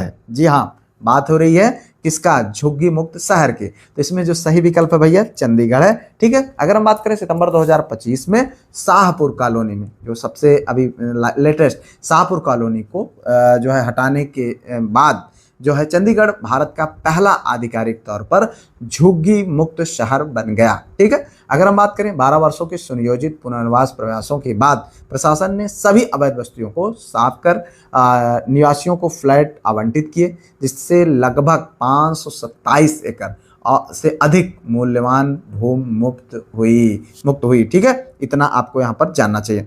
आगे बढ़ते हैं भैया, अगला क्वेश्चन, भारत का पहला बाल विवाह जिला मतलब मुक्त जिला कौन सा है? तो यहाँ पर देखें एर्नाकुलम केरल में, बलोच छत्तीसगढ़, जयपुर राजस्थान, सूरत गुजरात। बताओ सही विकल्प। तो यहाँ पर आपको बताना भैया सही विकल्प। तो सही है आपका बलोद, जो कि छत्तीसगढ़ का है। कहाँ का है? छत्तीसगढ़ का बलोद। जी हाँ, छत्तीसगढ़ का बलोद जिला सितंबर 2025 में आधिकारिक रूप से भारत का पहला बाल विवाह मुक्त जिला घोषित किया गया। ये क्वेश्चंस आप समझ सकते हैं कितने इंपॉर्टेंट है, इसलिए आप इनको बिल्कुल तैयार करें, और जो चीज़ें फैक्ट मैं बता रहा हूँ उनको भी आप तैयार रखें। उसके लिए मैं बार बार कहता हूँ पीडीएफ्स प्राप्त कर लें, आप टेस्ट क्विज जो होता है उन सबको पार्टिसिपेट करें, देखें कितने इंपॉर्टेंट है। ठीक है, केंद्र सरकार के बाल विवाह मुक्त अभियान जो ये योजना है, उसके तहत यहाँ की 436 ग्राम पंचायतों और 9 नगरीय निकायों को बाल विवाह मुक्त प्रमाण पत्र जारी किए, क्योंकि यहाँ पिछले 2 वर्षों में बाल विवाह का कोई मामला सामने नहीं आया है। ठीक है, तो इतना आपको यहाँ पर इस क्वेश्चन संबंधित जानना चाहिए। देखो यहाँ पर भारत का पहला एकीकृत ऑन्कोलॉजी अनुसंधान केंद्र कहाँ स्थापित है? Where is the India's first जो है integrated oncology research centre establish? Maharashtra, Goa, Delhi, Tamil Nadu. बताएं भाई सही विकल्प। तो यहाँ पर जो सही विकल्प है वो है गोवा। जी हाँ, बात हो रही है ऑन्कोलॉजी का। भारत का पहला एकीकृत ऑन्कोलॉजी अनुसंधान और देखभाल जो केंद्र है अखिल भारतीय आयुर्वेद संस्थान गोवा में स्थापित किया गया है। आयुष मंत्रालय द्वारा 10वें राष्ट्रीय आयुर्वेद दिवस पर शुरू किया गया यह केंद्र जो है कैंसर इलाज के लिए आयुर्वेद, योग, पंचकर्म और आधुनिक चिकित्सा को एकीकृत किया गया है। तो इतना आपको यहाँ पर इस क्वेश्चन संबंधित जानना चाहिए। आगे बढ़ो भाई, अगला क्वेश्चन, स्वयं सहायता समूह SHG के लिए पहचान पत्र जारी करने वाला पहला राज्य कौन? Which is the first state to issue ID card for self help group? ठीक है, यहाँ पर देखें आंध्र प्रदेश, उड़ीसा, तमिलनाडु, गुजरात। बताएं सही विकल्प। मेरे भाई आप आंसर कमेंट में जरूर लिखते चलें। यहाँ पर देखें सही विकल्प है भैया तमिलनाडु। जी हाँ, तमिलनाडु स्वयं सहायता समूह यानी SHG के सदस्यों को पहचान पत्र जारी करने वाला भारत का पहला राज्य बन गया। ठीक है, आज हम लोगों ने कई चीज़ों में भारत के पहले राज्य को देखा। ठीक है, 16 सितंबर 2025 को उदयनिधि स्टालिन वहाँ के मुख्यमंत्री हैं, उनके द्वारा जो है शुरू किया गया। इस पहल का उद्देश्य 5 लाख से अधिक SHG महिलाओं को पहचान और सरकारी योजनाओं का लाभ दिलाना है। साथ ही इन कार्डों से सरकारी बसों में 100 किलोमीटर तक उत्पादों को मुफ्त ले जाने की सुविधा मिलती है। तो आप समझ लीजिए कितना इंपॉर्टेंट है ये कार्ड। आगे बढ़ो भाई, अगला क्वेश्चन यहाँ पर है, दुनिया का AI जनरेटेड जीनोम किसने बनाया? तो who created the world's first AI generated genome? Stanford University of Arc Institute. ठीक है, यहाँ पर देखिए MIT और हार्वर्ड। ठीक है, यहाँ पर देखिए Oxford university, Google, deep mind. बताएं भाई सही विकल्प क्या पूछ रहा है? दुनिया का पहला AI जनरेटेड जीनोम किसके द्वारा बनाया गया है? ठीक है, तो आज हम लोग बहुत सारी चीज़ें पहली चीज़ पर फोकस कर रहे हैं। तो यहाँ पर देखिए ये इसका जो सही विकल्प मित्र वो है स्टैनफोर्ड यूनिवर्सिटी और आर्क इंस्टीट्यूट। तो यहाँ पर अगर हम बात करें इससे संबंधित, स्टैनफोर्ड यूनिवर्सिटी और आर्क इंस्टीट्यूट के वैज्ञानिकों ने एआई यानी आर्टिफिशियल इंटेलिजेंट का उपयोग करके दुनिया का पहला सिंथेटिक या एआई जनरेटेड जीनोम तैयार करने में सफलता प्राप्त किया है। चलो आगे बढ़ते हैं, अगला क्वेश्चन। एशिया का पहला महिला कैंसर उपचार केंद्र अपोलो एथेन कहाँ स्थित है? Where is the Asia's first women's cancer treatment centre Apollo Athena located? Mumbai, जो है सिंगापुर, नई दिल्ली, टोक्यो। बताओ भाई सही विकल्प। तो यहाँ पर देखिए जो सही विकल्प है वो है नई दिल्ली। जी हाँ, ये आपका सही आंसर है, नई दिल्ली। अगर हम बात करें विशेष रूप से महिलाओं में होने वाले कैंसर के व्यापक उपचार के लिए एशिया का पहला समर्पित केंद्र अपोलो एथेन नई दिल्ली में खोला गया है। ठीक है, चलो आगे बढ़ते हैं भैया, अगला क्वेश्चन। यहाँ पर देखें बिहार की पहली महिला फिडे, ठीक है, यहाँ पर आज हम बहुत कुछ पहला देख रहे हैं। फिडे मास्टर कौन है? Who is the Bihar first female FIDE master? Koneru Humpy, Mariam Fatima, Harika Dronavalli, Divya Deshmukh. बताएं भाई सही विकल्प। तो यहाँ पर जो सही विकल्प है वो है मरियम फातिमा। ठीक है, तो ये आपका सही आंसर है। यहाँ पर अगर हम बात करें शतरंज के क्षेत्र में उत्कृष्ट प्रदर्शन करते हुए मरियम फातिमा ने बिहार की पहली महिला फिडे मास्टर बनने का गौरव हासिल किया है। ठीक है, चलो आगे बढ़ते हैं, अगला question. The Vinci robotics system पर प्रशिक्षण देने वाला पहला सरकारी मेडिकल कॉलेज कौन सा है? which is the first government medical college to provide training on the Da Vinci robotics system? तो जिपमेर पुडुचेरी, केजेएमयू लखनऊ, एम्स दिल्ली, सीएमसी बेल्लौर। बताए भाई सही विकल्प। तो सही विकल्प है भैया एम्स दिल्ली। जी हाँ, एम्स दिल्ली अखिल भारतीय आयुर्विज्ञान संस्थान यानी एम्स दिल्ली में जो स्थित है अत्याधुनिक the Vinci robotic surgical system पर डॉक्टरों को प्रशिक्षण देने वाला पहला सरकारी संस्थान बन गया। ठीक है, चलो आगे बढ़ते हैं, अगला क्वेश्चन। आज हम लोग कुछ क्वेश्चन की संख्या को बढ़ा करके देखेंगे। भारत के पहले पीएम मित्र यानी पीएम मित्र पार्क की बात हो रही है, का निर्माण कहाँ किया जा रहा है? Where is the India's first PM Mitra park being constructed? तो बताया सही विकल्प उत्तर प्रदेश, मध्य प्रदेश, गुजरात, कर्नाटक। बताओ भाई सही विकल्प। तो सही विकल्प है भैया यहाँ पर मध्य प्रदेश। जी हाँ, मध्य प्रदेश। अगर हम बात करें भारत के पहले पीएम मित्र पार्क का निर्माण मध्य प्रदेश के धार जिले में जो कि भैसला गांव में स्थित है, वहां पर यह किया जा रहा है। यह पार्क 2000 एकड़ से अधिक भूमि पर स्थापित किया जा रहा है, जिसका उद्देश्य क्या है? टेक्सटाइल उद्योग को बढ़ावा देना और स्थानीय स्तर पर रोजगार के अवसर पैदा करना है। ठीक है, आगे बढ़ते हैं। यहाँ पर देखिए दुनिया का पहला एआई जनित मंत्री डीएलआ किस देश ने नियुक्त किया? मतलब बताओ भैया, अब तक सब कुछ रहा, अब मंत्री को नियुक्त किया गया, वो कहाँ का? Which country appointed the world's first AI generated minister Diella? तो जापान, एस्टोनिया, अल्बानिया, संयुक्त अरब अमीरात। बताओ भाई सही विकल्प। सही विकल्प है आपका अल्बानिया। मतलब यहाँ पर आदमी नहीं, बताओ ये आई इसलिए किया गया है क्योंकि करप्शन ना हो। भाई आदमी नहीं रहेगा तो वो अपना हिस्सा ढूंढने लगता है, लेकिन ये क्या करेगा? इसको इससे की क्या जरूरत है एआई को? तो यहाँ पर देखिए अल्बानिया ने सितंबर 2025 में डीएलआ नाम की दुनिया की पहली एआई जनित महिला डिजिटल मंत्री नियुक्त किया है।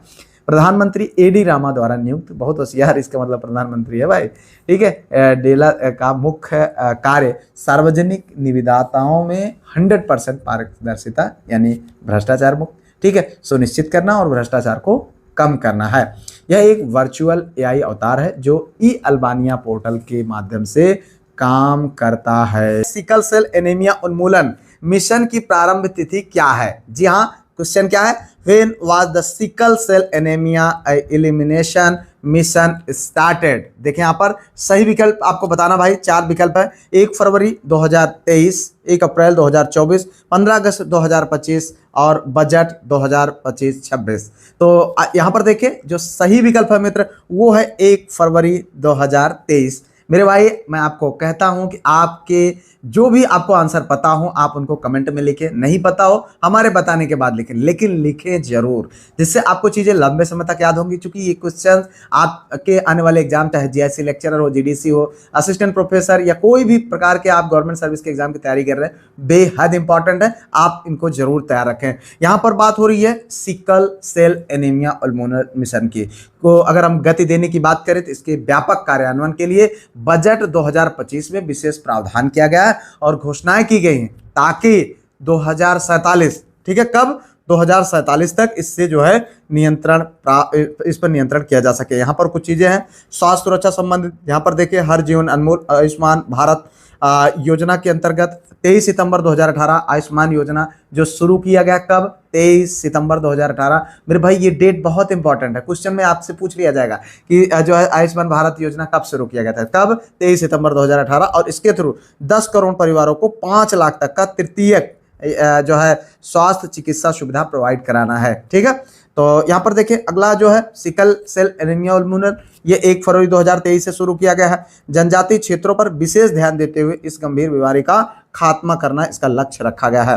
ठीक है, स्वास्थ्य बच्चे स्वास्थ्य भारत, ये योजना कब शुरू की गई, 22 अगस्त 2017 को केंद्रीय विद्यालयों के छात्र छात्राओं की स्वास्थ्य गतिविधियों के प्रति जागरूकता। ठीक है, तो आज के इस क्वेश्चन के माध्यम से हम लोग खास करके योजनाओं पर ज्यादा फोकस कर रहे हैं। जी हाँ, इंपॉर्टेंट योजनाओं को हम यहाँ पर कवर करेंगे। मेरे भाई आगे बढ़े, अगला question, under the PM Kisan Yojana what amount of financial assistance is directly transfer to the bank account of farmers annually.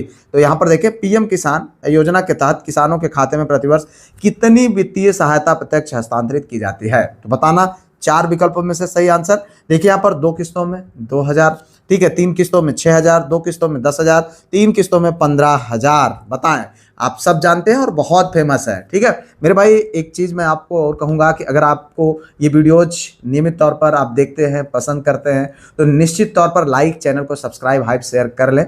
आपको अंदाज़ा भी होगा कि इस वीडियो को बनाने में कितनी मेहनत मैं करता हूँ, तो थोड़ा सा आपका सहयोग अपेक्षित है।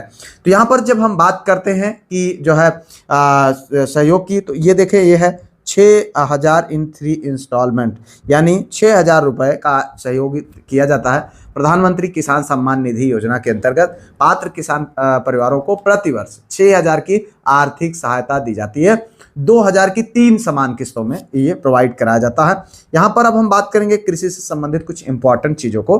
अन्नदाता की सुरक्षा, जी हाँ, पीएम किसान 1 दिसंबर 2018 को ये क्वेश्चन आपके एग्जाम में पूछा जा चुका है। ये योजना कब लागू हुई है, 1 दिसंबर 2018 को। ठीक है, और देखिए 2 हेक्टेयर तक खेती योग्य कृषकों के खाते में 2,000 की 3 किस्तों के प्रत्यक्ष हस्तांतरण होते हैं। अब एक और योजना है पीएम आशा, जो है 12 सितंबर 2018 को इसको शुरू किया गया था। क्या है, पीएम आशा।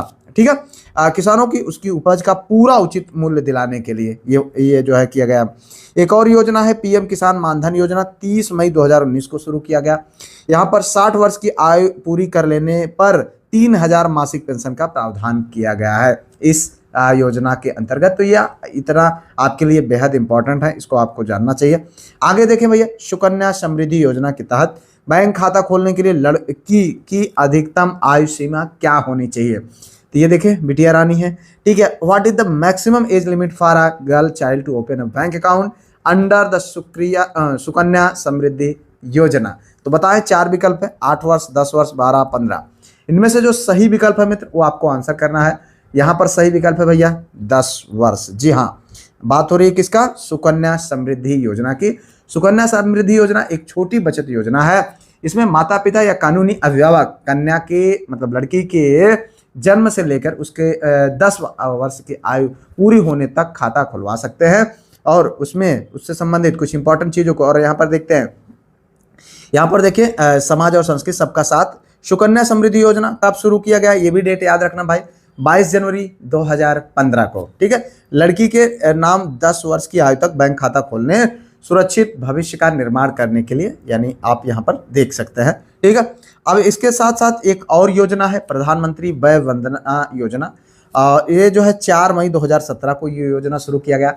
डेट थोड़ा सा मुश्किल होगा याद करना, लेकिन भाई ध्यान रखें क्योंकि क्वेश्चन इनसे बनते हैं और अभी आपके पिछले जीआईसी ग्रेड के एग्जाम में पूछा गया है एक डेट। ठीक है, तो यहाँ पर इसको ध्यान रखें। वरिष्ठ नागरिकों के लिए निवेश पर 8% प्रति वर्ष की सुनिश्चित रिटर्न जो है यहाँ पर बनाई गई है।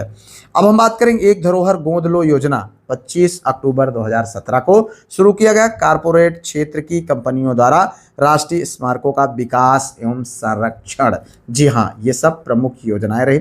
आगे देखते हैं अगला क्वेश्चन, यहाँ पर है व्हेन वाज द पीएम विकसित भारत रोजगार योजना अनाउंस, यानी पीएम मतलब प्रधानमंत्री विकसित भारत रोजगार योजना की घोषणा कब की गई? तो 26 जनवरी बजट 2025-26, 15 अगस्त 2025, 16 जुलाई 2025। तो बताएं यहाँ पर सही विकल्प है 15 अगस्त 2025। जी हाँ, युवाओं को रोजगार के नए अवसर प्रदान करने और कौशल विकास को बढ़ावा देने के लिए इस योजना की औपचारिक घोषणा केंद्रीय बजट 2025-26 में किया गया है। लेकिन इसकी शुरुआत कब की गई थी? जो है 15 अगस्त 2025 को। अब इसमें हम कुछ कौशल और रोजगार से संबंधित यहाँ पर आप देखेंगे। प्रधानमंत्री कौशल विकास योजना की शुरुआत जो 2015 में होती है। युवाओं को उद्योग प्रासंगिक कौशल प्रशिक्षण प्रदान किए जाते हैं, आप यहाँ पर देख सकते हैं। प्रधानमंत्री विकसित भारत रोजगार योजना, ये इसकी शुरुआत 15 अगस्त 2025 में हुई। नए भारत के रोजगार के उन्नत और व्यापक अवसर यहाँ पर प्रोवाइड किए गए। ठीक है, एक और योजना है प्रतिभा सेतु योजना 2025। युवाओं की प्रतिभा की सही मंच और आधुनिक उद्योगों की मांग से जोड़ने के लिए ये योजना शुरू किया गया है। तो इतना आपको यहाँ पर जानना चाहिए। आगे बढ़ते भैया, अगला क्वेश्चन यहाँ पर देखें। आयुष्मान भारत यानी प्रधानमंत्री जन आरोग्य योजना के तहत प्रति परिवार कितना स्वास्थ्य बीमा कवर प्रदान किया जाता है? तो देखिए यहाँ पर 2 लाख, 3 लाख, 5 लाख, 10 लाख। बताएं भाई सही विकल्प। यहाँ पर देखिए जो सही विकल्प है वो है 5 लाख।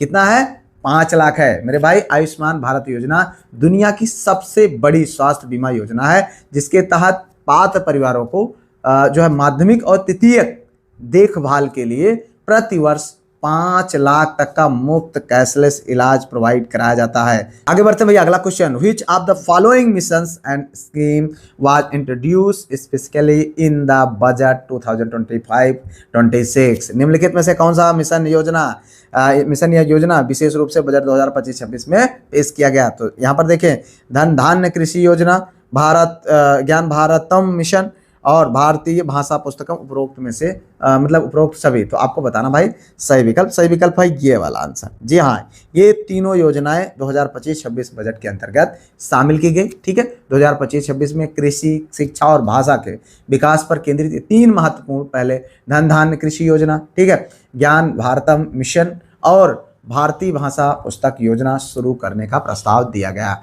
ठीक है, आगे बढ़ते भैया, अगला क्वेश्चन यहाँ पर देखें। What is the maximum loan amount provided to the small entrepreneur under the PM Mudra Yojana Tarun category? जी हाँ, क्वेश्चन क्या पूछ रहा है आपको समझना है। पीएम मुद्रा योजना के तहत छोटे उद्यमियों को प्रदान की जाने वाली अधिकतम ऋण राशि क्या है? खास करके बात हो रही तरुण योजना के अंतर्गत। ठीक है, तो यहाँ पर देखिए 2 लाख, 5 लाख, 10 लाख, 15 लाख। अभी हम इस पर चर्चा करेंगे, उससे पहले आप इनके आंसर को जरूर बताएं। ठीक है, ये है आपका 10 लाख। जी हाँ, मुद्रा योजना में तरुण श्रेणी के तहत ऋण की जो सीमा है यानी लोन की जो सीमा है वो 10 लाख है, और जिसको बजट 2025-26 में क्या किया गया है? एक नई कैटेगरी बनाया गया है। ठीक है, तरुण प्लस।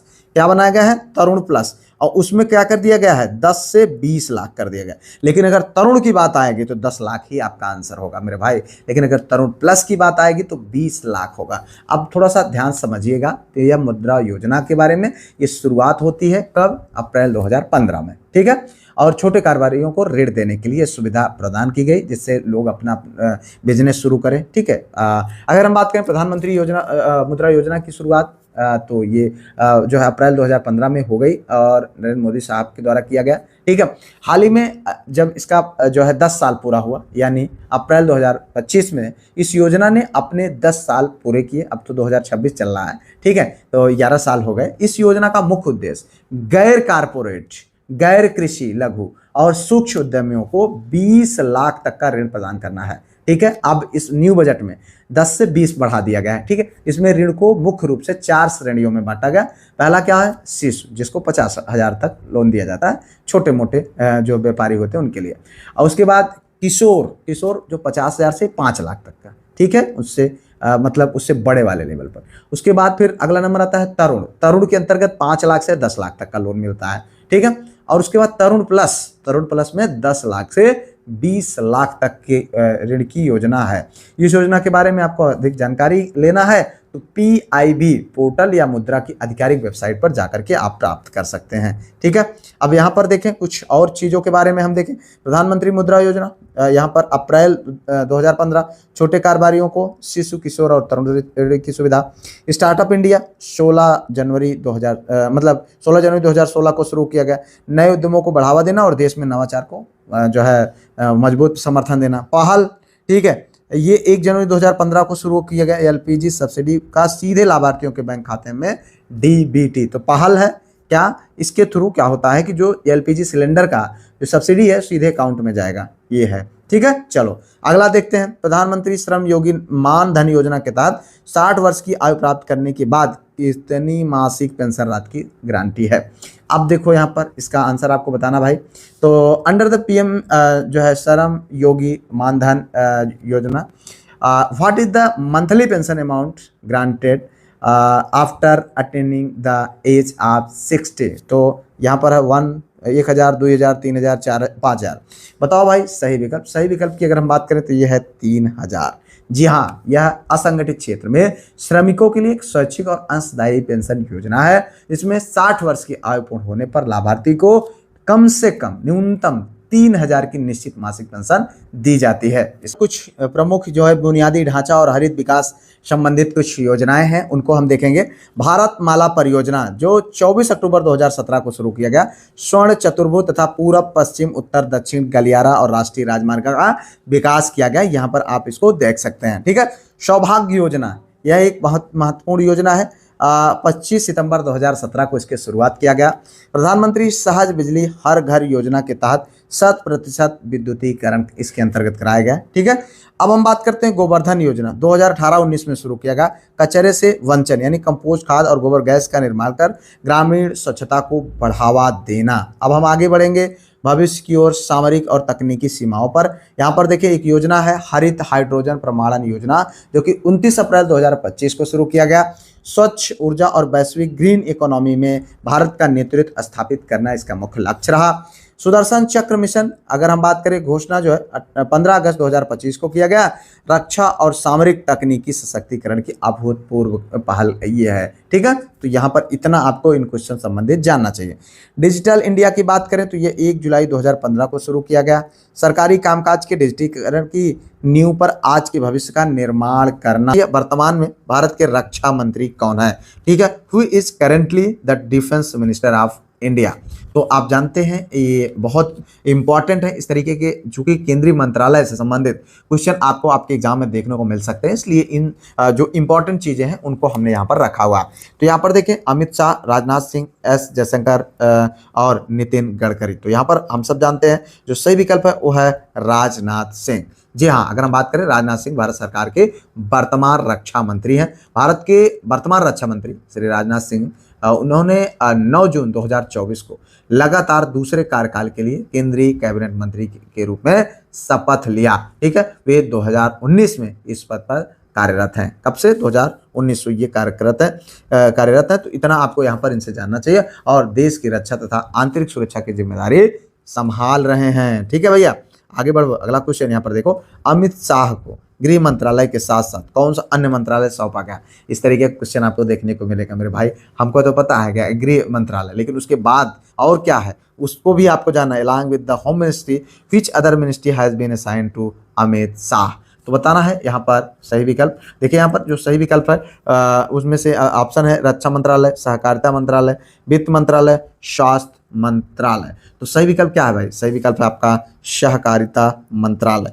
आप जानते हैं वित्त मंत्री कौन है? हमारे नेता जो है निर्मला सीतारमण है। स्वास्थ्य मंत्री यहाँ पर अगर देखें तो JP नड्डा साहब है। लेकिन अगर हम बात करें सहकारिता मंत्रालय, ये किसके अंडर में है? ये है आपके अमित शाह के। ठीक है, आप जानते हैं मोदी सरकार की जो तीसरी जो सरकार है इस समय चल रही 3.0 के नाम से हम जानते हैं। अमित शाह को केंद्रीय गृह मंत्रालय के साथ साथ सहकारिता मंत्रालय यानी मिनिस्ट्री ऑफ कॉर्पोरेशन का कार्यभार मतलब दिया गया है, यानी सौंपा गया है। वे जुलाई 2021 से ये इसके मंत्री के रूप में अपने कार्यभार को मतलब संभाल रहे हैं। ठीक है, अब देखो सड़क परिवहन एवं राजमार्ग मंत्री का पदभार किसने ग्रहण किया है? तो बहुत इंपॉर्टेंट है भाई। और एक चीज जान लीजिए कि अपने जो है देश में सबसे ज़्यादा कोई चीज़ अगर असर दिख रहा है तो सड़कों का असर दिख रहा। Who has taken charge as the minister of road transport and highway?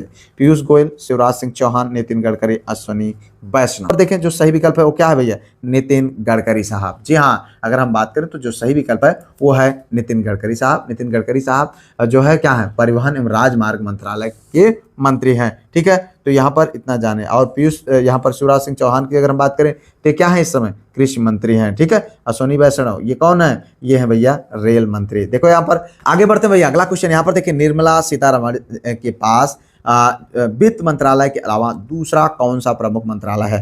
Apart from the finance ministry which other major ministry is held by Nirmala Sitharaman?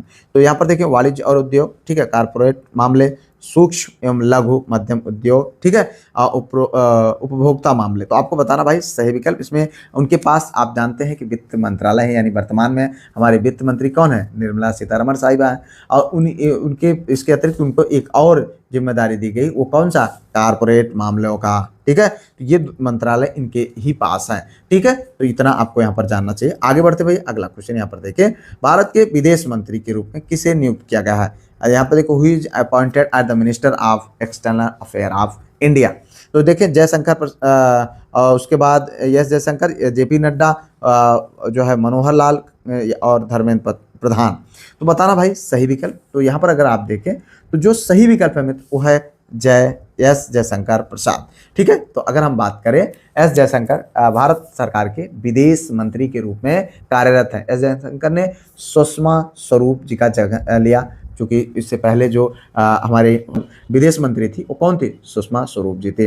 वे भारत के सबसे लंबे समय तक सेवा करने वाली विदेश मंत्रियों में से एक है, जो जवाहरलाल नेहरू के बाद दूसरे स्थान पर हैं। ठीक है, उन्हें गुजरात से राज्यसभा सांसद के रूप में चुना गया है। ठीक है, किसको? एस जयशंकर प्रसाद साहब को। आगे बढ़ते भैया, अगला क्वेश्चन यहाँ पर देखें, कृषि एवं किसान कल्याण और ग्रामीण विकास मंत्रालय किसे सौंपा गया है? तो यहाँ पर आपको बताना, शिवराज सिंह चौहान, गिरिराज सिंह, राजीव रंजन, भूपेंद्र यादव। अरे भाई आप सब जानते हैं, बहुत फेमस है, ये हैं शिवराज सिंह चौहान, जो कि पूर्व में मध्य प्रदेश के मुख्यमंत्री रहे। ठीक है, शिवराज सिंह चौहान को कृषि एवं किसान कल्याण मंत्रालय और ग्रामीण विकास मंत्रालय की महत्वपूर्ण जिम्मेदारी दी गई है। ठीक है, चलो आगे देखते हैं भैया, अगला क्वेश्चन, स्वास्थ्य व परिवार कल्याण के साथ रसायन उर्वरक मंत्री कौन है? देखिए यहाँ पर, who is the minister of the health and family welfare along with the chemicals and fertilisers? तो मनसुख मांडविया, जेपी नड्डा, डॉक्टर वीरेंद्र कुमार, चिराग पासवान। आपको बताना भाई सही विकल्प। तो हम सब जानते हैं, अभी हमने बताया भी था, जेपी नड्डा साहब। ठीक है, जो क्या है वर्तमान समय में स्वास्थ्य व परिवार कल्याण मंत्री हैं और उसके साथ साथ रसायन एवं उर्वरक मंत्री भी हैं। ठीक है, तो इतना आपको यहाँ पर जानना चाहिए। आगे बढ़ते हैं भैया, अगला क्वेश्चन यहाँ पर देखिए, अश्विनी वैष्णव रेल और सूचना प्रसारण के अलावा कौन सा मंत्रालय संभाल रहे हैं? आपको आंसर करना भैया। ठीक है, apart from the railway and IP ministry is handed by Ashwini वैष्णव।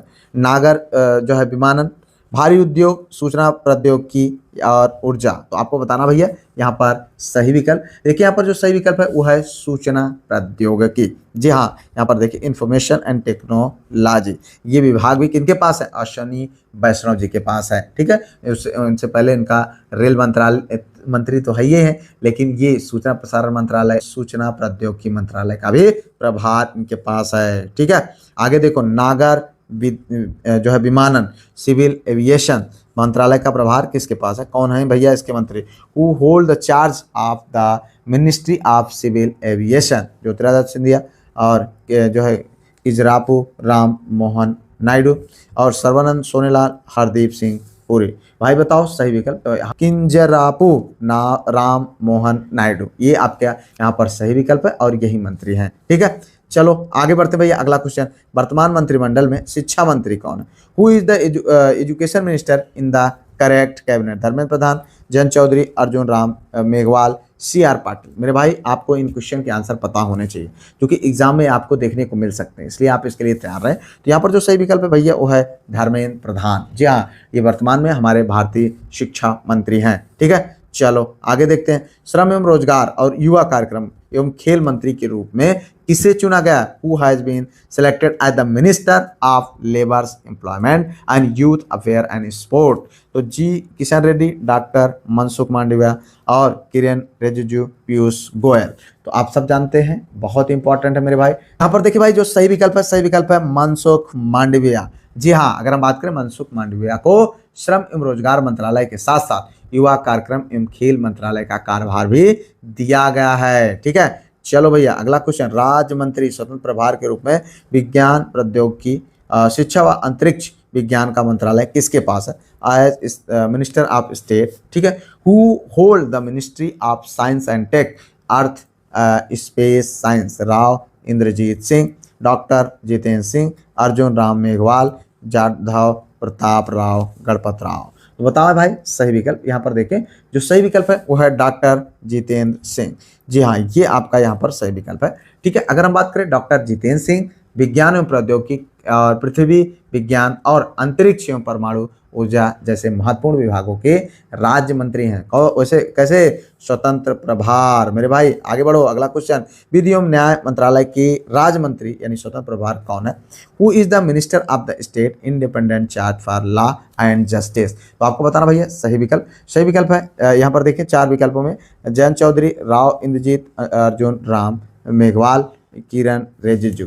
तो बताना है भैया यहाँ पर सही विकल्प। सही विकल्प अर्जुन राम मेघवाल। जी हाँ, यहाँ पर ये सही विकल्प है, अर्जुन राम मेघवाल मेरे भाई। ठीक है, तो यहाँ पर आप अगर देखें तो अर्जुन राम मेघवाल भारत के विधि एवं न्याय मंत्रालय के राज्य मंत्री यानी स्वतंत्र प्रभार राज्य मंत्री हैं। ठीक है, तो इस तरीके से हम लोगों ने इंपॉर्टेंट 13 क्वेश्चन को देखा। इसके अतिरिक्त कंप्लीट जो जितने भी इंपॉर्टेंट मंत्री हैं, केंद्रीय मंत्री हैं, उनसे संबंधित सारी चीजें आपको पीडीएफ के रूप में आपके ग्रुप में भेज दिया जाएगा, इसलिए आप बिल्कुल बिंदास रहें। यहाँ पर आज की इस वीडियो के माध्यम से उम्मीद करते हैं आपने बहुत कुछ सीखा होगा। अगर आपका कोई सुझाव हो तो अपेक्षित है, तो ये एक नंबर है यहाँ पर, ये है 9565272442 नंबर पर व्हाट्सएप के माध्यम से कांटेक्ट कर लें। एक छोटी सी फीस पे करके ग्रुप में जुड़ जाए, जहां पर आपको टेस्ट क्विजेस सब कुछ आपके एग्जाम ओरिएंटेड प्रोवाइड करा जाता है। इस तरीके से इस वीडियो के माध्यम से लेते हैं विदाई। मिलते हैं किसी और वीडियो में किसी और टॉपिक पर। उससे पहले उम्मीद है कि लाइक, चैनल को सब्सक्राइब, हाइप शेयर कर चुके होंगे। मिलते हैं किसी और वीडियो में किसी और टॉपिक पर। तब तक के लिए जय Hind, Vande Mataram, best of luck.